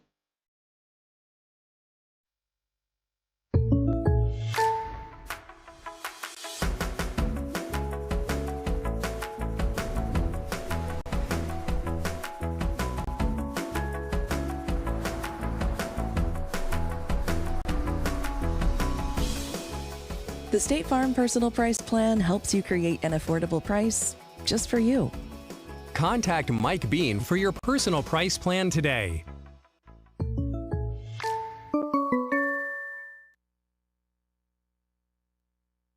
Are you ready to score big in the game of home ownership? Southern Collective Realty is here to get you into the end zone of your dream home. Hi, I'm Amy Turner, and I'm the broker and owner of Southern Collective Realty. I've been a Marcus mom for the last 6 amazing years and a great supporter of the Marauders. I'm Sarah Grant, and I'm proud to be a Marauder mom and aunt. Together we bring in over 20 years of experience in Flower Mound and surrounding areas. Southern Collective Realty, where every home purchase is a victory. Ready to kick off your search? Give us a call today.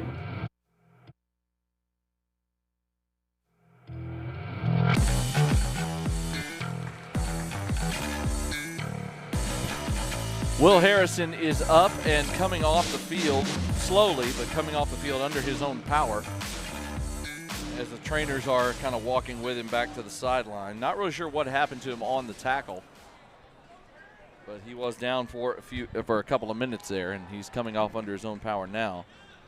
Who knows? I mean, for all we know, he's coming off a little wobbly. Like, I mean, he could have gotten maybe kicked in the head. We don't know. But it's a 1st and goal at the 6 after the injury timeout, as the second half has been full of injuries for the Marauders as well to key members of both sides of their roster. 1st and goal at the 6. Hand off to Martins. Makes a man miss at the line. Gets to about the 3 before he gets pushed back. Aiden Martins, man, he has got some quick feet and a really good bit of agility. He is a shifty running back there. And it's from the moment he touches the football. Yeah, his whole body his feet are dancing immediately as soon as he gets the ball. He gets 3 yards to the 3, 2nd and goal now. We're under 8 minutes left in the ball game.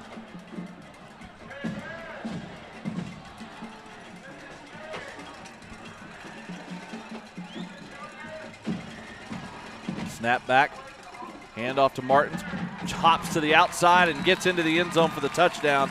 As again, those shifty feet, just a little hop skip to his right, and then he accelerated up the field and punches it into the end zone. And Geyer has pretty much put this one out of reach.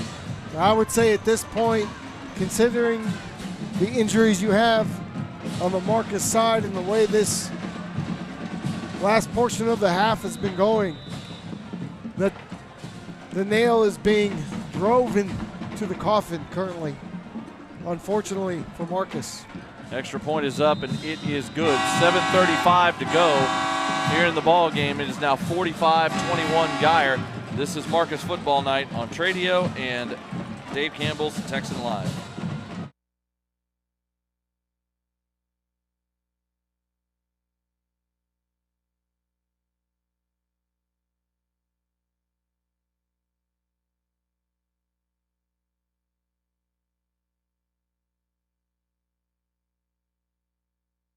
From kickoff to dinner time, Flurry's Market Plus Provisions is your hometown spot. We're local, family-run, and obsessed with quality hand-cut meats, Cajun-inspired plates, and the best burgers in Flower Mound. Join us for lunch or dinner, or swing by the market for steaks and sides to feed the whole crew. Flurry's is proud to support Marcus High School and the community we call home. Flurry's Market Plus Provisions. Local. Quality. Community. Go Marauders.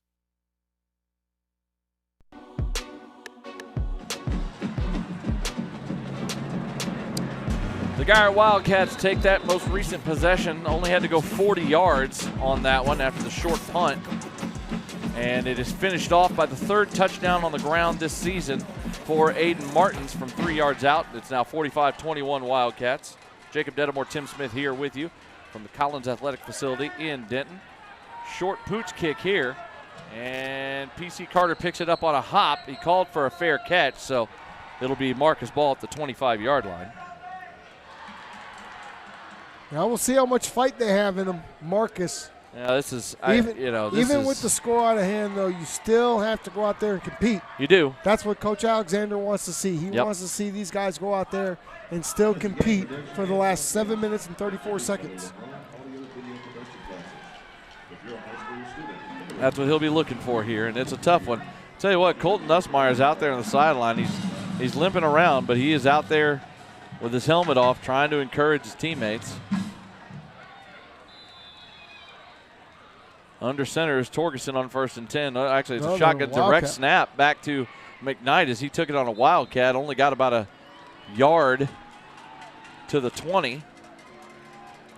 Torgerson split out wide that time. Tried a little bit of a wrinkle, something we haven't seen much of. Now McKnight will go out for a quick breather. Again, it has just been a perfect storm of bad news for Marcus here in the second half. Injuries to 3 key members of their roster. Starting with Colton Nussmeyer, their sophomore tight end Bear Kogler got run into on a punt and came off the field and hasn't been back since.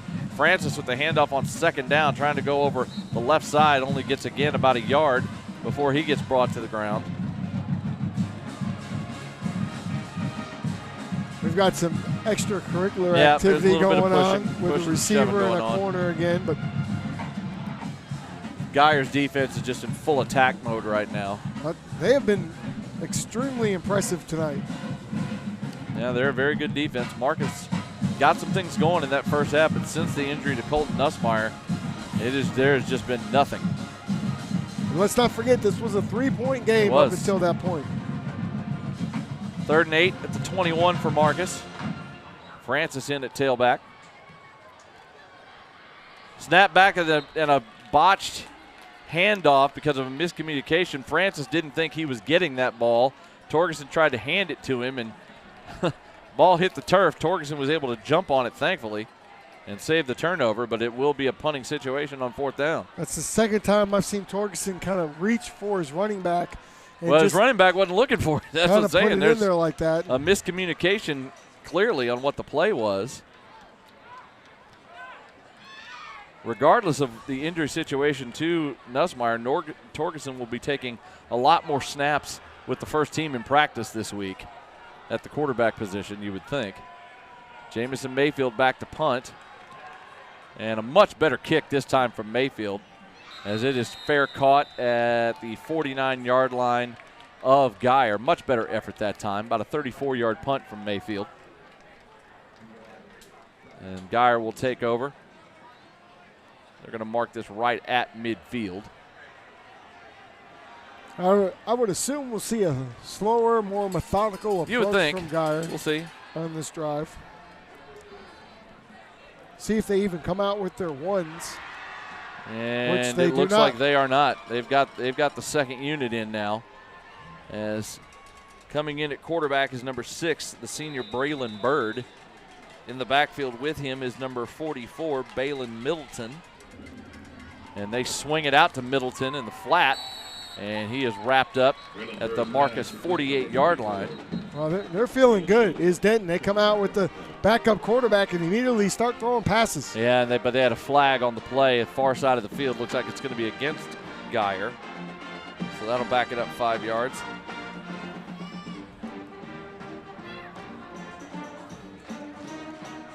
I don't know if everybody, I think it may have been an illegal formation or an illegal shift, because everybody wasn't quite lined up right. Well, that's the one thing you got to look at, especially with an all backup crew, is make sure we get set, right? Make sure we're lined up correctly and we are set before we hike the ball, run the play. Caleb Hammer in at linebacker on this series, number 43 for Marcus. Logan Loxley in the secondary, number 0. It was an illegal shift against Geyer. So that backs it up to the Wildcat 45. 5:06 to go here in the ball game. Geyer's going to improve to 5-2 on the season. They'll improve to 4-0 in District 5 6A.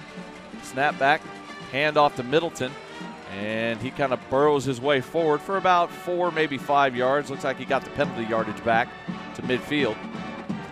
Geyer will be 5-2, 4-0 in district play. Marcus will fall to 3-3 on the season and 1-3 in district play after tonight.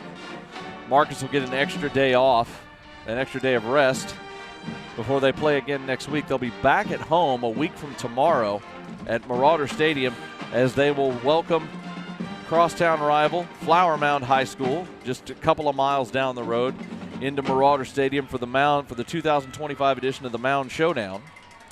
And we sure hope that the 3 injuries we saw tonight are not serious, healthy and able to play next week, because that's a big game. Hand off to Middleton, coming to the near side. Not much there. As great job by Gage Patrick that time, shooting the gap. Wraps up Middleton after about a gain of a yard.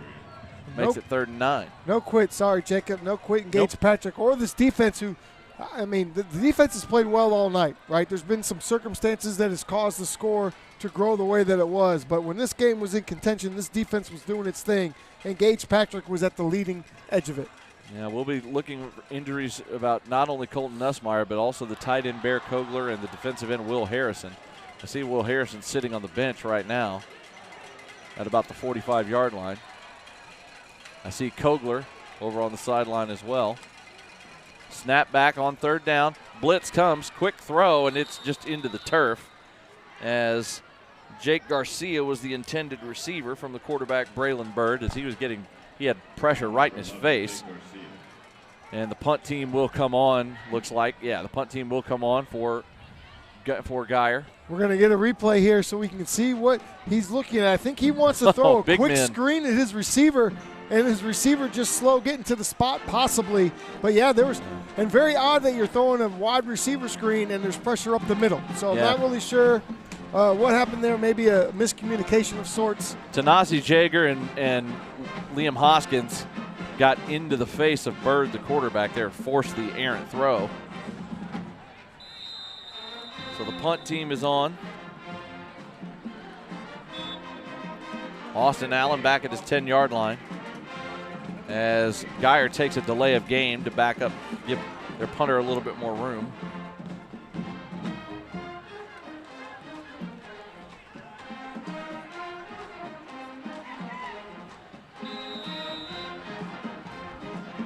Another rivalry game next week for the Marauders. And now, we talked about this in the pregame.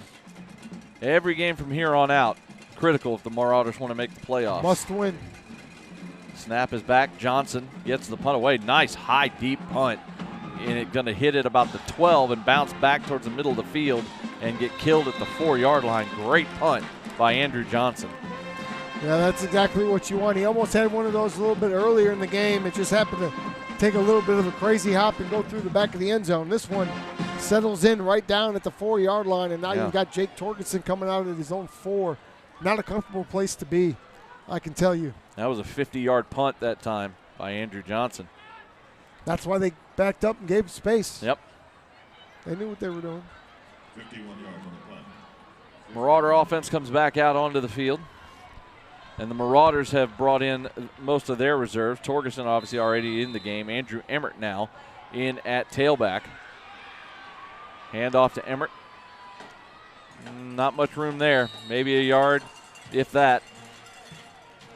Reserve offensive line in for the Marauders as well. Grayson McCrate in at tight end. PC Carter in at wide receiver. along with number 11, Gabe Rose. Same can be said for the defense for this Denton Geyer team. They also have. Now the Geyer defense still got some. Well, they have a little bit of a mix. Yeah, they got a mix. They have a little bit of a mix. They haven't done a complete line change. They got a couple of starters still out there, but it looks like it is mostly a second unit now. 2nd and 10.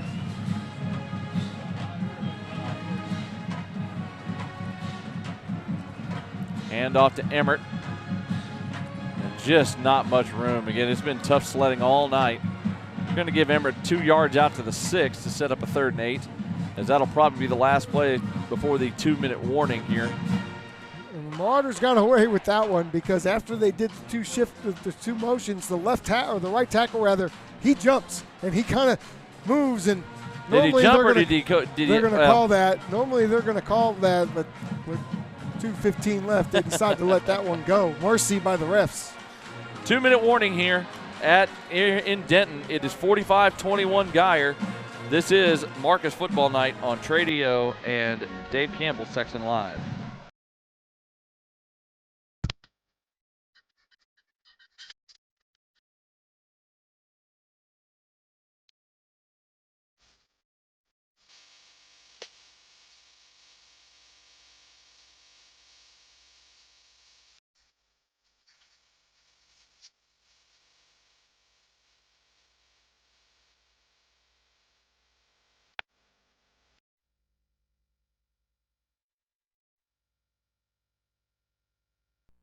Back down, built to last, check my energy. Try to break me down, I bring the pain, I bring the agony. This my playground, my domain, my academy. This my hometown, this ain't my name, this my destiny. My heart bigger than the mountain. Major league player, you got nothing in common. Jacob Dedamore, Tim Smith here with you in Denton, Texas at the Collins Athletic Complex. Geyer in full control now, 45-21 the lead. This was a 3-point game, 24-21 at the half. But things just really fell apart for Geyer in that 3rd quarter because of injuries, because of turnovers, and Geyer, for Marcus, I should say. This was a 3-point game in the mid of the 3rd quarter. I mean, that fumble changed everything. Snap back on 3rd down. It's another handoff. Nice little run there by Emmert as he's going to get out to the 10. Gain of 4, but not enough for the 1st down, about 4 yards short. That'll bring out the punt team for Marcus. You just hate to see a loss is a loss, right? It is. You can accept that, but how things transpired and the injuries and it's disheartening because you hate to see that. It's a combination of the injuries and the turnovers that happened that just turned this game against Geyer tonight. Or for Geyer. Against Marcus. Sorry. Snap back to Mayfield. Line drive kick. Punt this time, and it is fair caught at the Marcus 42-yard line. And only thing Geyer needs to do at this point is kneel it a couple of times and take this one to the house. You got to give Mayfield credit on that one. Kind of poked fun at the last punt, but that one was a solid one to get up out of there. The one prior was good too, yeah. After that first one where he just kind of had to go. The first one, yeah. Last couple of punts have been much better efforts. He settled in. Yep. Mayfield's a terrific football player, big part of this offense. Yes, sir. Now again, the Marauders will be back at it a week from tomorrow. Hopefully, we'll get an update from Coach Alexander first part of next week on the injuries tonight. They'll be hosting Flower Mound at Marauder Stadium in the 2025 Mound Showdown. Snap back, handoff. Breaking to the outside and into the open field, one of the reserve running backs. I'll get you a number in a minute, and he's going to take it into the house. 42 yards by number 32, Anthony Vizcaya Jr., as he just bounced outside and nobody was home. And that's just going to be a little icing on the cake for the Geyer Wildcats tonight, as one of their reserve running backs had nothing but open field out to the far side. Yeah, he settled in behind the line of scrimmage. Everybody for Marcus kind of comes up into the middle there, and there's nobody outside, so off he goes. He got lost in the wash there. And there's some speed at the end. Well, I mean, they go to their 3rd running back, and break off a run like that. That's impressive for Denton Geyer. Yep. And, of course, it was all reserves on defense in for the Marauders as well, as the extra point is good. Here's where the negative comes in on that is if you get the tiebreakers with point differential, you know, that's where that extra touchdown right there hurts. Yeah.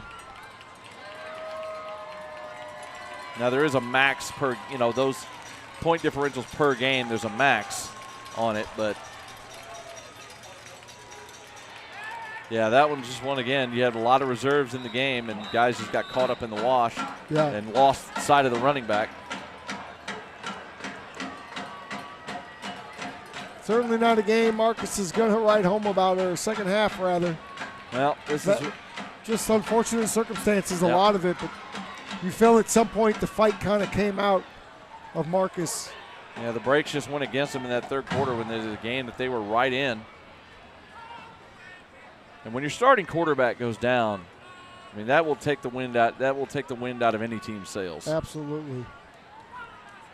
Then they lost a big piece on their defense, important piece. Yep. Will Harrison, who you could feel his absence early in the season. Once he come back, he was immediately making an impact and goes out tonight. Hopefully he's going to be okay. And then, of course, Kogler. Kickoff is deep, caught by P.C. Carter. Fair catch at the 2-yard line.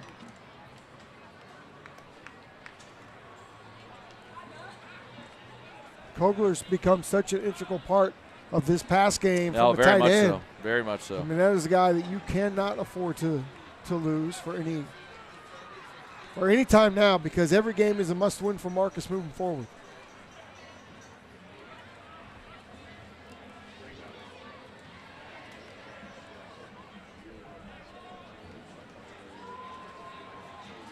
First and 10 for the Marauders at their own 25.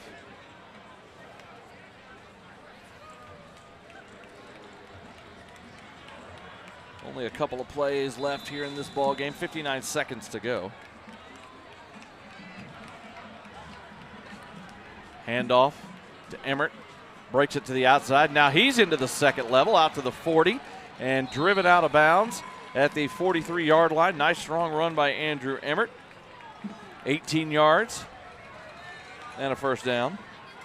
Emmert's a guy we saw earlier in the year, too, with some big carries. We'll get a nice replay here. We'll see the tight end come and clean up the block so that Emmert has some room. Then he makes a move, breaks the tackle, makes 27 miss, and then just up the sideline with some speed.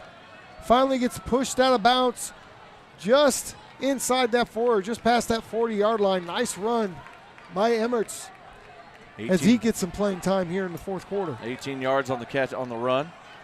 Handoff to Emmert again. This time not as much room. Going to kind of move the pile about 3 yards out to the 46, and that should be the final snap of the ball game here tonight, as both teams now lining up to shake hands at midfield. Colton Nussmeier, bad knee and all, out there leading his team onto the field to go shake hands. That's good to see. We'll get an update on him this week from Coach Alexander. So the final score tonight, the Geyer Wildcats get the win tonight here in Denton as they defeat the Marcus Marauders by a score of 52-21.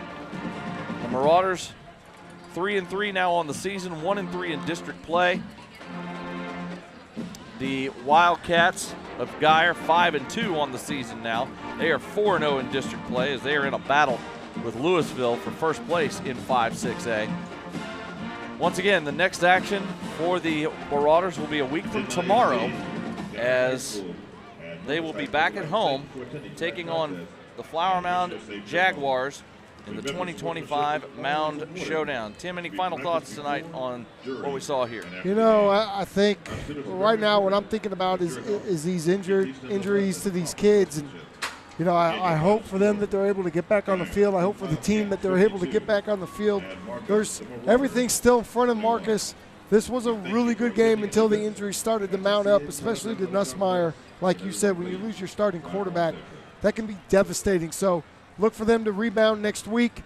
Everything's a must-win now, so whatever it is, whoever you have to play with, you have to find a way to put it together. Well, that'll wrap it up for us here tonight from Denton. For Tim Smith, my name is Jacob Dedamore. We will see you guys a week from tomorrow back at Marcus High School for the 2025 Mound Showdown as the Flower Mound Jaguars head up the road to Marauder Stadium. Everybody have a safe drive home. All the Marauder fans from up here in Denton, have a safe night, have a great weekend, and we will see you next Friday back at Marcus. Good night, everybody.